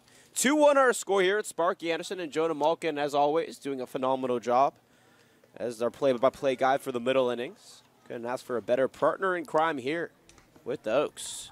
Harper now deals the 0-0 pitch, popped foul to Lee. Headed to UC Irvine in the fall. We'll give you a lay of the land here for the Oaks. 1 away, 0-1 the count here in the top of the 7th, 2-1 the score. Out and right is Grant Mayu, and center's Milo Beeman. Left is Jordan McFarland. We'll give you the infield just a second. The 0-1 pitch is a curveball up high for ball 1, 1-1 the count. At first is Brandon Lewis. Max Weinstein occupying second base. At short is Sam Shaken. Over at third, Chase Cockrell behind the dish is Jacob Castro. The 1-1 from Harper now is a 2-hopper over to second. Weinstein will glove it. Toss it over to Lewis at first for out number 2. 2 quick ones here for Ty Harper now. Looking to damage control and keep Jonah Dean Hargrove. this lead at bay for the visiting Barons. This would be a big loss for the Oaks. They do drop it. And here's an interesting one as Jonah Hargroves in the number 9 spot steps in, 2 for 2 on the day as he rips the first one he sees foul. It's pretty interesting because the Oaks are up in the CCL Central by a game against the Santa Barbara Foresters. The Oaks are 7-3, the Foresters are 6-3. Now, the Ventura Halos are right behind at 7-5 as the 0-1 pitch is low and away, for ball number 1, 1-1 the count. Now, the Ventura Halos and the Santa Barbara Foresters are currently playing each other in the bottom of the 7th inning. It is 0-0. An important game on all fronts as the 1-1 pitch is fired in for a strike, 1-2 the count. We'll keep you updated as that game gets along. If the Oaks lose this game and the Foresters win, the Foresters will take a half-game lead in first place in the CCL Central. If the Halos win, they'll be tied for first with the Oaks. The 1-2 pitch is low and outside, 2-2. 0-0 that score in the 7th inning. We'll give you updates as they move along in that one. Right here, though, 2-1, the Barons up over the Oaks. A lot of implications in today's games. The 2-2 pitch runs outside, 3-2 the count. Slow Blues are playing as well against the Healdsburg Prune Packers, but unfortunately for them, they're at the bottom of the pack in the Central at 2-4. So their win or loss wouldn't do much for the top of the standings. The 3-2 pitch is just a little bit low. And Hargrove continues his nice day out of the number 9 hole. Going 2 for 2 now with a walk. The first walk given up by Harper now, not only on the day, but also on the season. This is his 4th inning of work with the Oaks this season in his 3rd game, and only the first walk he's given up. But nonetheless, an insurance run possibly at first base now. The speedy Hargroves over there is the first pitch to Garcia is chopped to Lewis at first, and he's going to backpedal and make the tag quickly for out number 3.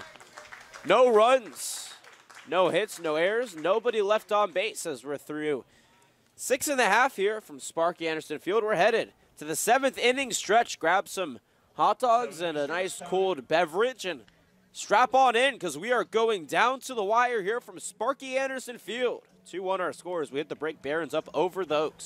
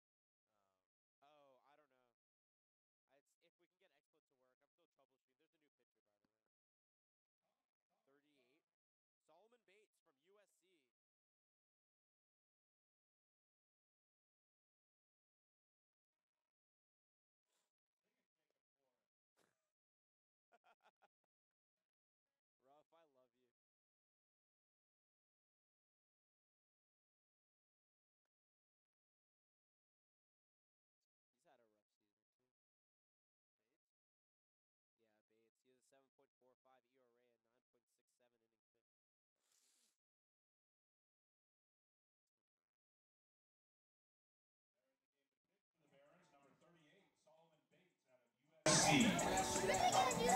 2-1 our score here at the bottom of the 7th, back from the 7th inning stretch. 23, Brandon Lewis. New pitcher on the mound for the Academy Barons in the form of Solomon Bates from the University of Southern California. That ends the day for Matt McGall. He went 6 innings strong, gave up 5 hits, 1 run. It was earned, 2 walks, and 6 strikeouts. Solomon Bates from USC is 9.67 innings under his belt. He has a 7.45 ERA with 12 strikeouts and 11 walks. The first pitch to Brandon Lewis is popped high in the sky into foul territory, running in on his Argumedo and Rubio, and they both don't communicate as that ball will drop behind them for strike number 1. And Lewis can take a big sigh of relief there. He is 1 for 2 on the day with a strikeout and a double. Yeah, another opportunity for the Barons that they didn't capitalize. Lewis just popped it up. And both the third baseman, Rubio as well as Argumedo, were like, you take it. No, you take it. No, you take it. And, well, ultimately the ball said, I don't think any of you guys are going to take it. I'm just going to drop into foul territory. 0-1 the count. Nobody on here in the bottom of the 7th. Barons lead 2-1 as the Pierce Junior College product steps back in. The 0-1 pitch is ripped foul. 0-2 the count. Bates redshirted his freshman year at USC. Will look to pitch well for the Trojans in the upcoming season in a tough Pac-12. As Lewis batted .419 for Pierce Junior College this past season. The 0-2 way up and away. Ball 1, 93 miles an hour on the gun though. And an update on the Foresters Halos game that brings a lot of tension to this one as the 1-2 pitch is up high at 2-2 the count. Runner at third, 2 away in the bottom of the 7th for the Halos. Dalton Duarte is at third. Rudy Aguilar is at the plate. So they have an opportunity to take a 1-0 lead on the Foresters as the 2-2 pitch is ripped foul against the screen. 2-2 once again. Yeah, another 92-mile-an-hour fastball delivered by Bates, right? A little upstairs in the strike zone, trying to get Lewis to fully commit and swing on that one, but he did a nice job of staying alive. 2-2 comes in once again from Bates. This one is hit high to left field. Running back on it is Lee, and he is going to make the catch short of the warning track for out number 1. So that one had some good pop off the bat, but unfortunately that was it. Now batting number 36. One away now for Jordan McFarland. 0 on the day, I guess, with 2 walks, but he was caught stealing and also out on a double play back in the second. Looking to try to extend this inning here for the Oaks. 1 away, down 2-1 to the Barons as Bate Pearson fires the first pitch at the knees for a strike. That one was at 94 miles an hour on the gun. A lot of pop in those arms from the USC righty. Quickly fires the 0-1 in. Popped foul against the screen. 0-2 now the count. Yeah, he's coming in fresh in the bullpen, averaging 93-mile-an-hour pitches for at least his fastball. I'm sure Keith Schneider, our statistician, will appreciate that, as he's the statistician for the University of Southern California. Yeah, Keith, a homer here at the Oaks. The 0-2 pitch is taken. Called strike 3 on the outside corner. Down goes McFarland, the first strikeout on the day by Bates. And just like that, there are 2 away here in the bottom of the second inning. That's going to bring up Cody Santana on the season for, or on the day for Santana, I should say. 0 for 2. He's now 1 for 15 in his last 3 games. Batting average under 258 now from Hawaii Pacific. Bates toes the rubber, kicks and fires the first pitch up for ball 1.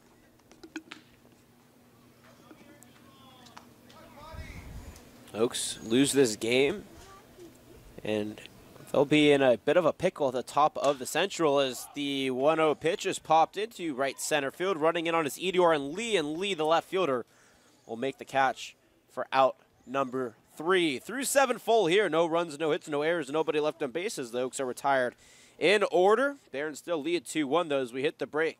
You're watching Oaks Baseball on KID-TV, simulcasted onto YouTube.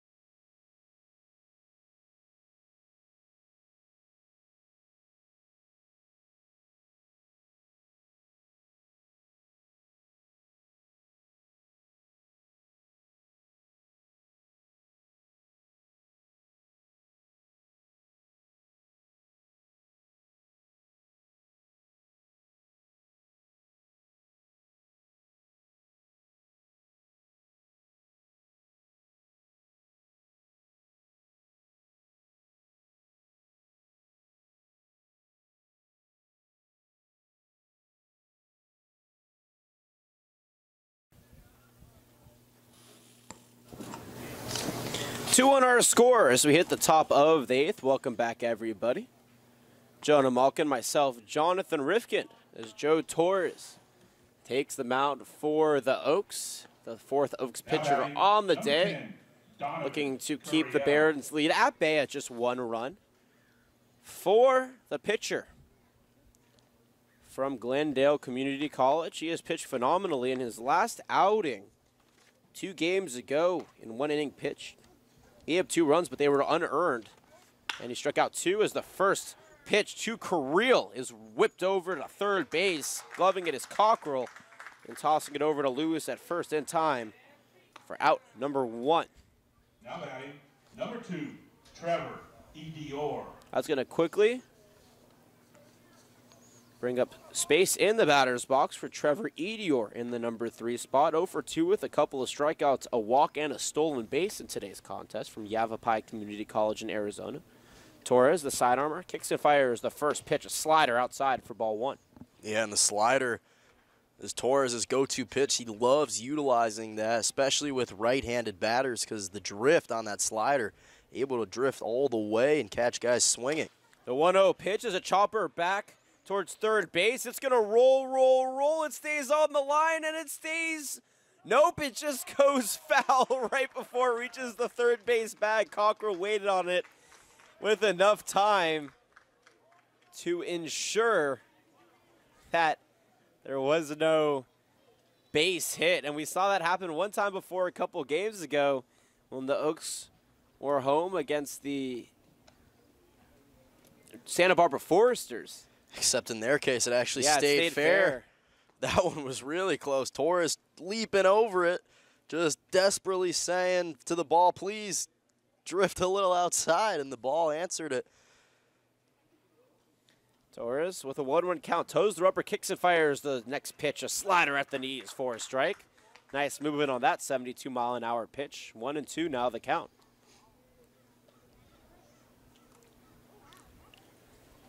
Update on the Foresters Halos game, which has a lot of implications for this game depending on the outcome, as the 1-2 pitch runs outside. 2-2 the count. Still no score in the top of the 8th, but the Foresters have a runner on third base.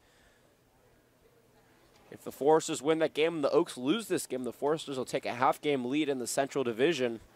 Foresters lose and the Oaks lose, then the Halos will be tied with the Oaks for first in the Central Division. The 2-2 pitch is a slider.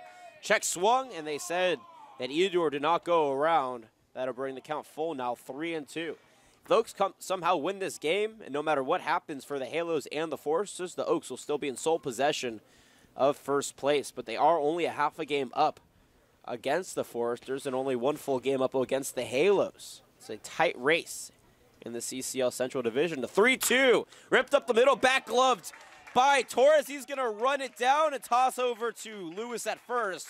A beautiful play from the Oaks pitcher, and they have 2 away now here in the top of the 8th inning. Yeah, heads-up play by Torres. That ball was just crushed right towards his feet, and he's just able to turn and glove it quickly and casually toss it over to Lewis for a nice play and a second out of the inning. 2-1 the score, 2 runs, 7 hits, and an error here for the Academy Barons. The 1 run, 5 hits, 1 error for the Oaks. And this is an interesting game because the Barons come in at 2-11 overall, 2-10 in the CCL. Oaks, on paper, definitely the better team, and I think talent-wise are definitely the better team. But a trap game is the Barons are really showing their stuff here. The first pitch fouled off by Randy Rubio in the cleanup spot. 0-1 the count. He's 1 for 2 on the day with a single run scored, a ground out, and a walk. Back in the 6th inning from Marymount California University. Plays NAIA ball.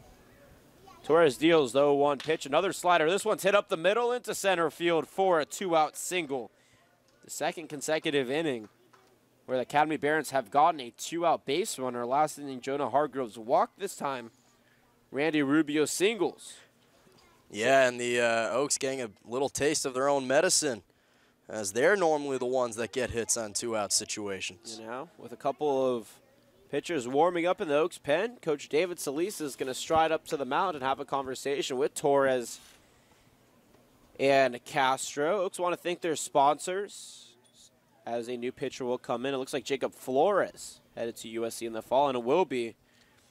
Quickly, Oaks would like to thank their sponsors, Roadrunner Shuttle, for getting the Oaks to and from their home and away games, or their away games from home safely. Joseph A. Sweet, orthopedic surgeon, and Cronies Bar and Grill. We're going to hit a break. New pitcher in Jacob Flores. 1 runner on, 2 away, 2-1 our score. We're watching Oaks baseball on KDTV. Simulcast it onto YouTube. We'll be right back.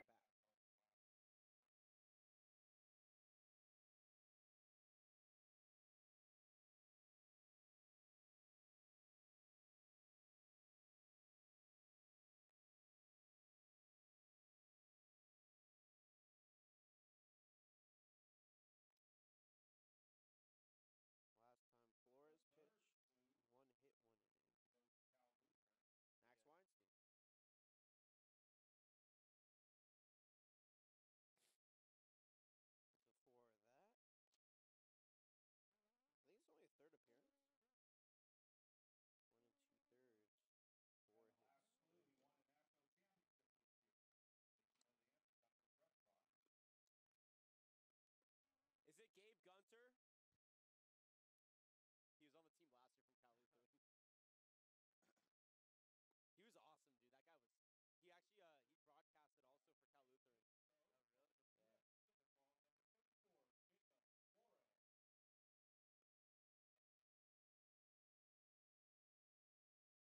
Yeah. Oh shit. Apparently they're trying to trade up to get Lori Markkinen, which is stupid because they're literally the same player. I agree. They're literally the same player. They're both big Europeans who can shoot and play a paint game, post game. It's stupid. I don't know what they're doing. They should get rid of Mello.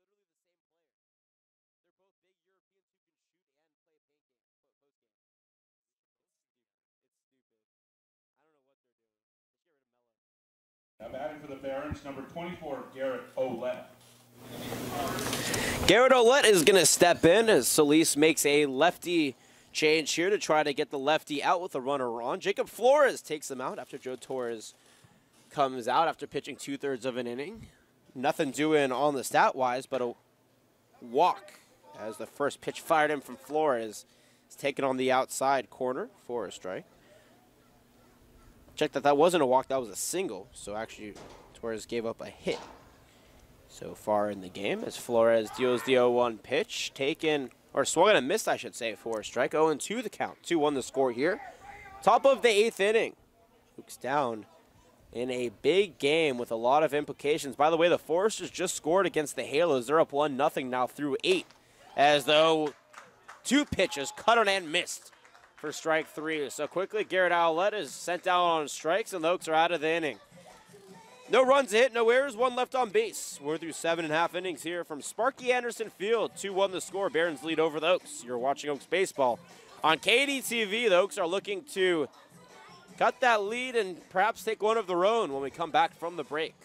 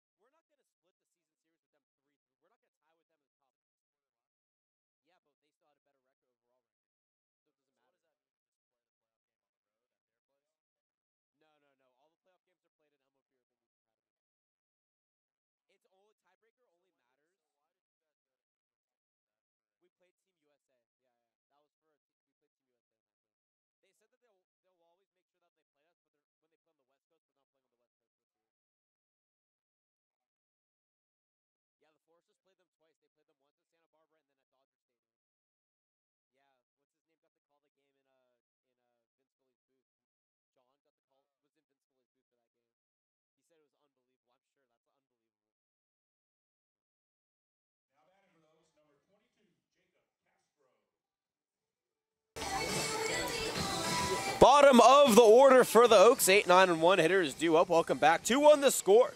Jonah Malkin, myself, Jonathan Rifkin.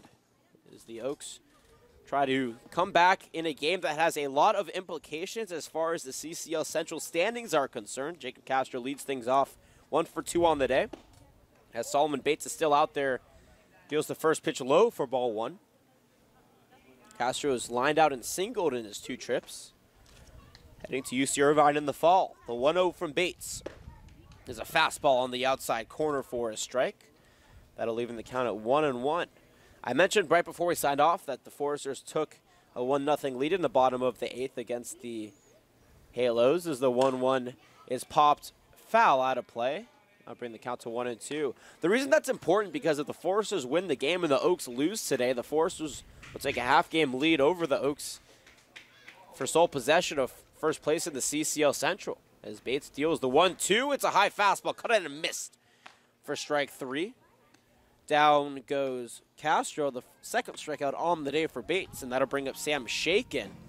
If the Oaks lose today's game and the Halos come back to beat the Foresters, as they have 2 down in the bottom of the 8th inning, then the Halos and the Oaks will be tied. But if the Oaks win today's game, no matter the outcome of the Foresters and the Halos, the Oaks will still be in first place in the Central. Sam Shaken steps in and takes the first pitch at the knees for a strike. 1 for 2 on the day with a single, a stolen base, a run scored, and a strikeout. The USC Trojan kicks and fires the 0-1 pitch. Swung and a missed for a strike. 0-2 now the count to Bates, or excuse me, to Shaken. On deck, Milo Beam in the hole. Max Weinstein, 1 away here, 2-1 our score. Bottom of the 8th inning. 2 hours and 2 minutes into the game, though. 2 pitches, a fastball, cut and missed. 4 strike 3. So the first 2 Oaks batters of the inning have been sent down on strikeouts. Milo Beam will step into the batter's box. He's 1 for 3 on the day with a double, an RBI, a flyout, and a strikeout. The Oaks have now struck out 9 times in today's game. That matches a season high for them.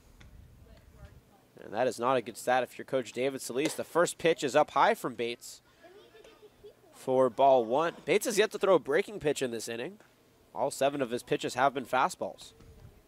As he sets, kicks, and fires. The 1-0 pitch popped up into foul territory towards the left side. Rubio and Lee both making an attempt at it, but it's going to hit the gate before Lee can get to it. And that'll bring the count now to 1 ball and 1 strike. Yeah, not to mention this is the closest contest that the Oaks have found themselves in this entire season. The lowest scoring output for them on the season, just 5 hits and 1 run. Bates deals the 1-1. It's on the outside corner. Beam thought about going held back, but it doesn't matter. 1 ball, 2 strikes. 2 runs, 8 hits, 1 error for the Academy Barons. 1 run, 5 hits, 1 error for the Oaks. As the 1-2 pitch is a curveball just missing on the outside corner. That'll leave in the count at 2 balls and 2 strikes. 2-1 our score here still. As the Halos couldn't get anything cooking in the bottom of the 8th for them, they're still down 1-0 in the 9th. The 2-2 pitch is outside, 3-2. So the Oaks now in danger of dropping to 2nd in the CCL if the Foresters win and they lose. And they're running out of opportunities now. 2 down, payoff pitch now fired in from Bates. And it runs inside for ball 4. Beam is on with a 2-out walk. Time run at first base. Beam was also actually caught stealing in today's game back in the 3rd inning. We'll know if he tests them here. First walk given up by Bates, and that's going to bring up Max Weinstein, 1 for 3 on the day with a strikeout, a ground out, and a single. Yeah, it'll be interesting to see. Hopefully the Oaks can continue their 2-out situation success and get a little fortunate here in the bottom of the 8th with Beam at first and the best hitter on the team, Weinstein, up at the plate for the Oaks. Tying run at first base, 2-way here in the bottom of the 8th. Bates fires the first pitch outside. 1-0 the count. Weinstein riding a 14 consecutive game hit streak. Takes a couple of practice swings. The 1-0 from Bates is hit high to left field. Running back on it is Lee, and he can't make the catch as the ball falls. It goes to wall. Rounding third and coming home is Beam. The throw to the plate will not come, and Max Weinstein gets an RBI double and a tie to the game in the bottom of the 8th inning. We're all knotted up at 2. Yeah, Max Weinstein delivering once again in the clutch for the Oaks. Unbelievable stuff from Weinstein. Just when you need him the most, he comes through. Make that his 10th double of the season and it couldn't have come at a more optimal time as the Oaks tie this thing up at 2 apiece. He now has 12 RBIs as well, as Jason Oliver is going to come in as a pinch runner. Unbelievable. Max Weinstein is by far the most clutch player on the Oaks, if not the most clutch player on the CCL, and you see why right there. He was the only Division III player to make the All-Star game last year. As Grant Mayu steps in 0 for 3, takes a curveball low for a ball. What an exciting hit. What an exciting game. 2-2 our score. Bottom of the 8th. Go-ahead run on second base in the form of Jason Oliver.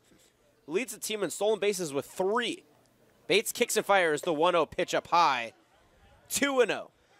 Max Weinstein is a Division I talent on a Division III team. You see why he rakes in Division III. He actually started off his career at UC Irvine, where he redshirted and transferred to Cal Lutheran. But oh my goodness, is he just a sight to behold. If you ever come down to an Oaks game for any reason, Max Weinstein is that reason. There's just something about the 2-out situation that sparks this Oaks dugout. It seems to be imminent almost that Max Weinstein would come up to the plate and deliver for the Oaks here in the bottom of the 8th. 2-0 from Mayu. Bates delivers. And this one is a 77-mile-an-hour breaking pitch on the outside corner for a strike. 2 runs, 6 hits, 1 error for the Oaks. 2 runs, 8 hits, 1 error for the Barons. A big spot. Runner on second base, 2 away. Bates checks Oliver. Fires the 2-1 pitch low, but it's swung and a miss for strike number 2. Mayu down now in the count, or I guess the count is even at 2-2. He was ahead in the count 2-0. Took a pitch for a strike and just swung on a pitch for strike number 2. 2's across the board now. 2 runs on the board for both teams. The 2-2 pitch is swung and a missed for strike 3. 4 strikeouts on the game for Bates. And that'll end the 8th inning. Nonetheless, though, the Oaks tie it up on a clutch RBI double by Max Weinstein. 1 run, 1 hit, no errors, and 1 left on base. We're through 8 full here from Sparky Anderson Field, all knotted up at 2.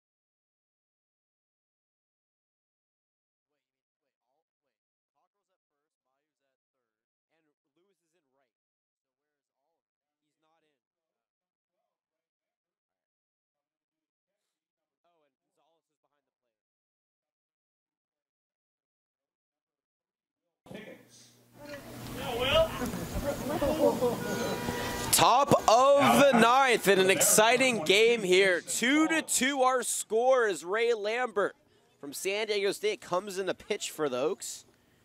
And Jason Wallace comes in to hit for the Barons. The first pitch from Lambert is fired for a strike in his 3rd appearance with the Oaks. He's only given up 1 run in his 3 appearances. Wallace on the day 0 for 2 with a walk and a couple of ground outs to short. We'll give you the switches in the field for the Oaks after this pitch. The 0-1. It's a high curveball that just misses upstairs. 1-1 the count. Out in right field now is Brandon Lewis. He moves from third base, and center is still Milo Beam, and left is Jordan McFarland as the 1-1 pitch is fired. And another curveball. This one catches the knees for a strike. 1-2 the count. Cockrell moves from third to first base. Will Pickett takes over Max Weinstein at second.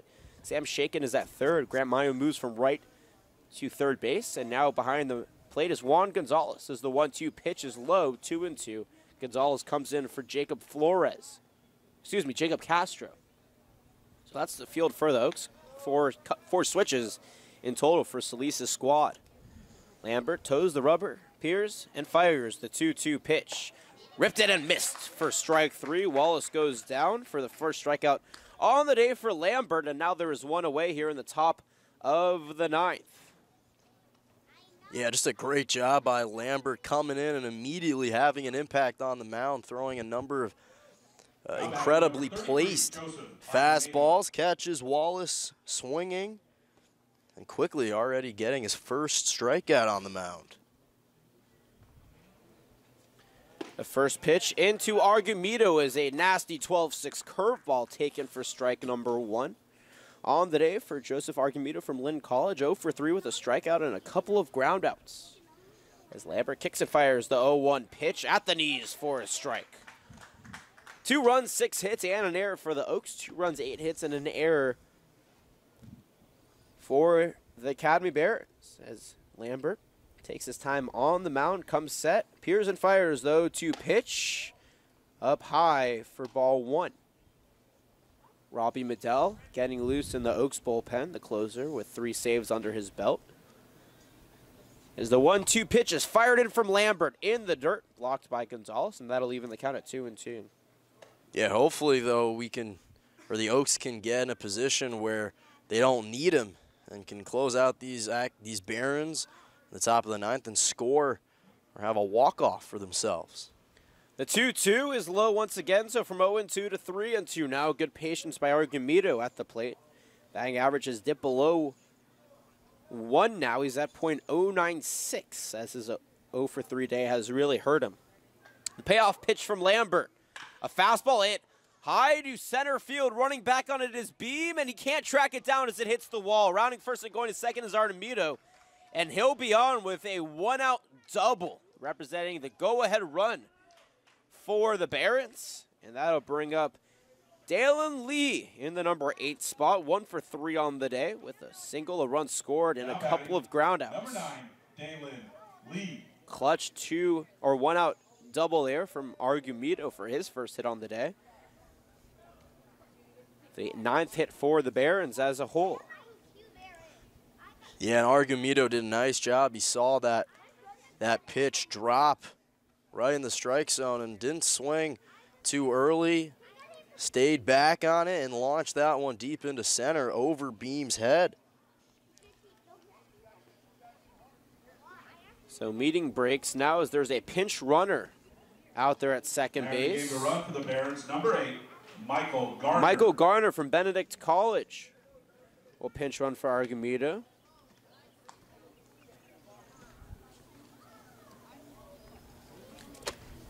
As Lee steps in, 1 for 3 on the day. Lambert checks the runner at second, kicks and fires the first pitch outside for ball 1. Big spot here for the Barons. A lot of implications here for the Oaks as well. Lambert checks the runner at second. Toes the rubber. Comes set. Kicks and fires the 1-0 pitch. Fouled back against the screen. That'll even the count at 1-1. Yeah, Garner, a speedy base runner. That's why Kenny Landreau, the coach for the Barons, loves to put him in these situations. 1 base hit, and he'll be able to quickly round third and come home for a lead for the Barons. Garner does not have a stolen base on this season, but he has 6 runs scored as the 1-1 pitch is ripped foul off of the plate, and we'll do it now at 1 ball and 2 strikes. Ahead in the count is Ray Lambert. Started his career at CSUN, Cal State University of Northridge. Transferred out of that to Ventura College, where he pitched for a year at a sub-3 ERA. Now is at San Diego State. Toes the rubber, takes a sign from Gonzalez. Checks the runner at second, kicks and fires the 1-2 pitch. On the outside corner, called strike 3. Down goes Dalen Lee for the second strikeout of the game for Lambert. Now 2 away with a runner in scoring position. And the dangerous Jonah Hargroves 21, Jonah Dean Hargroves. Yeah, at the plate. Yeah, he's been a tremendous player for these Barons. In fact, the last time these two teams met, he had a base hit for himself. Well, not necessarily late in the game, but he had a tremendous impact as he nearly had a base hit in the 9th. Souiza's going to have a conversation on the mound with his pitcher and his catcher as that meeting breaks.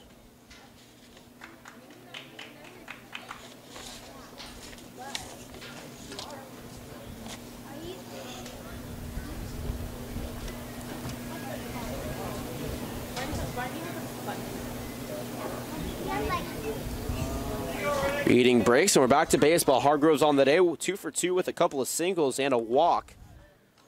From Jackson State, was an All-Southwestern Athletic Conference preseason All-American. 286 as Lambert steps off, checks the runner back at second base. Nothing doing, though. 2-2 our score between the Oaks and the Barons. The Oaks won the last matchup 7-4, excuse me. As Lambert kicks and fires the first pitch for a strike, a curveball over the plate. 0-1 the count. The Oaks will be facing the Barons tomorrow at Urban Youth Academy. 7 o'clock first pitch, 6:50 we're on the air for that one. Give you an update on the Halos and the Foresters as the 0-1 pitch is fired. Ripped up the middle, gloving it is Pickett's and tossing it over on the short hop to first. And they're going to call him safe. Cockrell dropped the ball. It looked like Hargroves ran over him, and they're not going to call a player interference. As we head to the top of the order, runners at the corners now on the infield single. Actually, no, they're going to call that an error. Number 15, Javier Garcia. On the shortstop Pickett's, or excuse me, the second baseman Pickett's, who came in for Max Weinstein. So runners at first and third now with 2 away, and that's a rough one. Yeah, not to mention it's a tough throw because the sun's just glaring right in Cockrell's eyes. So if you're going to throw it to him, got to make sure you don't kind of loft that pass. And that time just Cockrell couldn't corral it. And a nice job by Hargroves just running through the tag and giving himself an opportunity to keep the Barons' hopes alive to give themselves the lead possibly. 2 runs, 6 hits, 2 errors for the Oaks. 2 runs, 9 hits, 1 error for the Academy Barons as Garcia steps in. 0 for 3 with a sacrifice in 4 attempts. First pitch to him is up high for a ball. 0-1. 1-0 the count. 2 on, 2 away here in the top of the 9th inning. And by the way, the Foresters just beat the Ventura Halos 1-0. So if the Oaks lose this game, the Foresters will take sole possession of first place in the CCL Central as the 1-0 pitch is cut on a miss for strike 1. If the Oaks win this game, they'll still be a half a game up. So now this game becomes ever more important for CCL Central implications. And the Oaks will be playing the Foresters on Saturday as well. Big games down the road now. 1-1 runner is going. It's on the outside corner, called strike. Gonzalez is going to not throw it. Check the runner back to third base instead and let Lambert work here. That'll be a stolen base for Hargroves, his 6th on the season. He's now 6 for 7. And Garcia is down in the count 1-2. Yeah, there was no need for Gonzalez to throw it because there's 2 outs, so the play is obviously going to be to first regardless. Lambert kicks and fires the 1-2 pitch up and away. That'll even the count now at 2 balls and 2 strikes. Not to mention there's no reason to take the risk of Gonzalez perhaps overthrowing a ball to Shaken or Pickett's, which could have cost them a potential run for the Barons. Lambert doesn't even check the runners. The 2-2 pitch is fired in, and this one is fought off against the screen. Good job there from Garcia. Staying alive here. 2-2 the score. 2 runs for both teams. 2 balls, 2 strikes, 2 outs, and 2 on. So 2's being the motif here in the top of the 9th inning. In a close game and a fun matchup between these 2 teams. The 2-2 pitch. It's a curveball that is ripped foul once again out of play, and we'll do it again at 2-2. Yeah, Garcia doing a nice job staying patient in the batter's box and fighting off some of these nasty curves to stay alive in the count. Staying alive is what Garcia intends to do from Compton Junior College. Into this game batting 400. That's now down to 391 as the 2-2 pitch is low and inside for ball 3. The entire Oaks bench is not happy with that no call as the umpire looked at them and said, nope, it's a ball. Tension's running high here from Sparky Anderson Field. Full count now. 2 on, 2-2 score, top of the 9th. Lambert composed on the mound. Garcia takes a couple of practice swings. The sign from Garcia. Lambert comes set, kicks and fires the payoff pitch. It's hit into shallow center field. Coming in and scoring is Argumedo. Check that it's Gardner. Following him is Hargroves. In with an RBI single. Turned into an extra base is Javier Garcia. And the Barons take a 4-2 lead here in the top of the 9th. Yeah, that's just an unfortunate situation for the Oaks. You had a golden opportunity to strike him out or force a ground out, but Garcia did a nice job of staying patient, waiting back on the pitch as it came in, and beautifully timed his swing to hit that one into shallow center. Now remember, those 2 runs are unearned because that error on Will Pickett's would have ended the inning. And that's where it comes back to hurt you. 4-2 the score, now 2 away. Donovan Creel steps in and takes a fastball for a strike. 2 for 4 on the day is Creel with a couple singles and RBIs, strikeout and a ground out.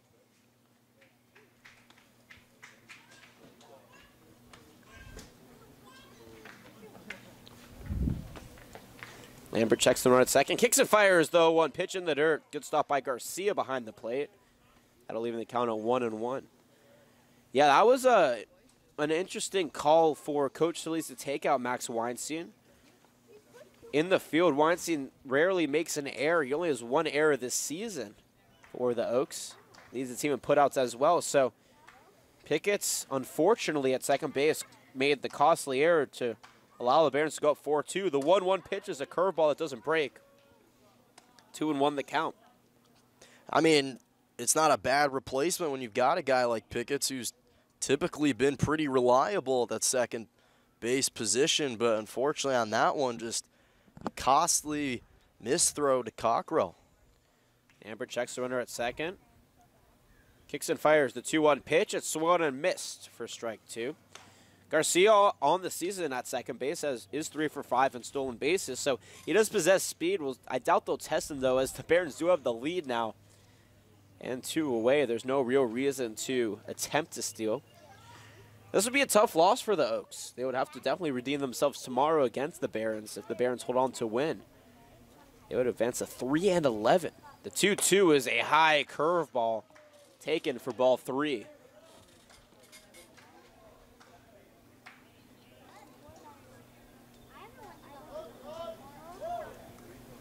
Oaks have had a rough game on offense, only 6 hits to the Barons 10.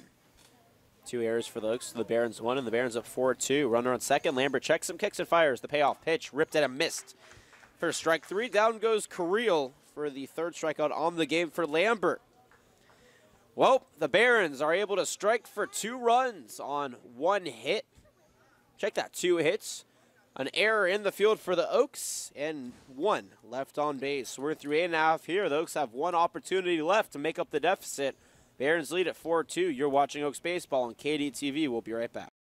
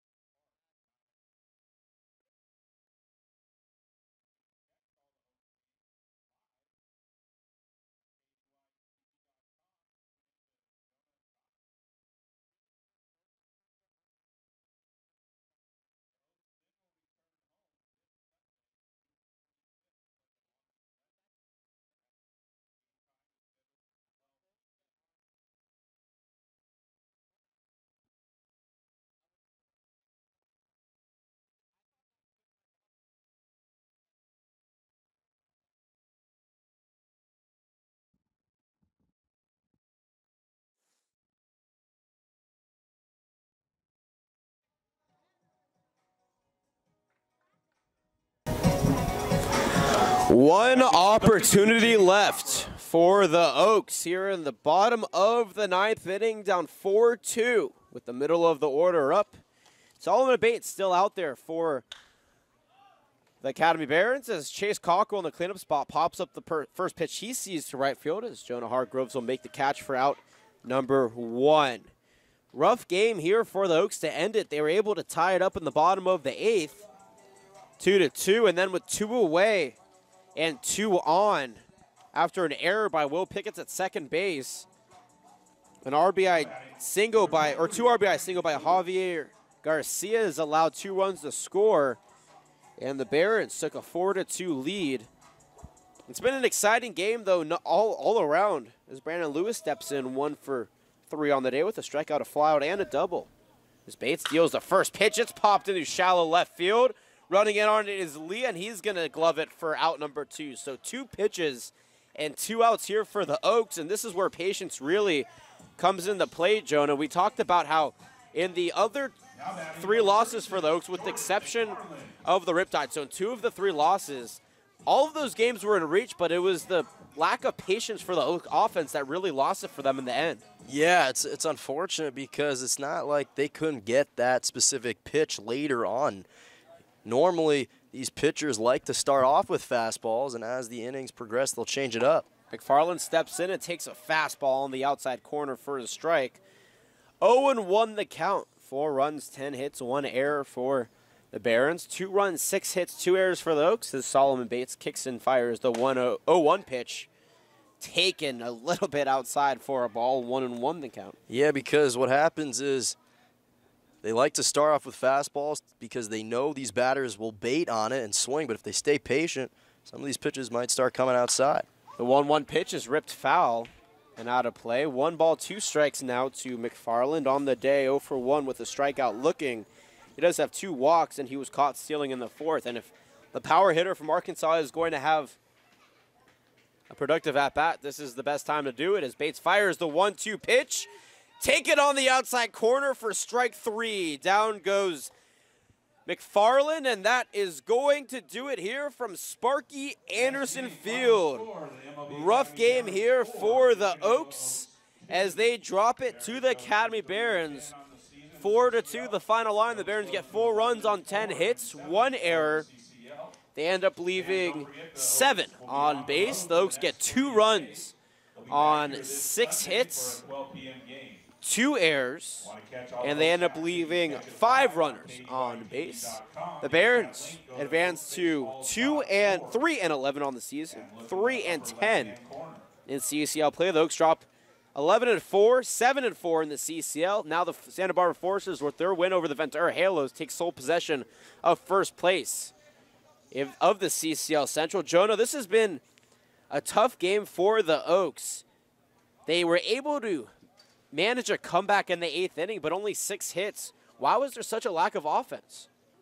Well, I think a part of it is you have to give some credit to the pitching staff of the Barons. They did their scouting report. They did their homework. They told their pitchers, hey, look, throw some pitches right in the strike zone, maybe some fastballs, because we know that these Oaks players like to swing on pitches that they see, and the pitchers for the Barons did a nice job of baiting the Oaks players to swing on pitches and pop them out quickly.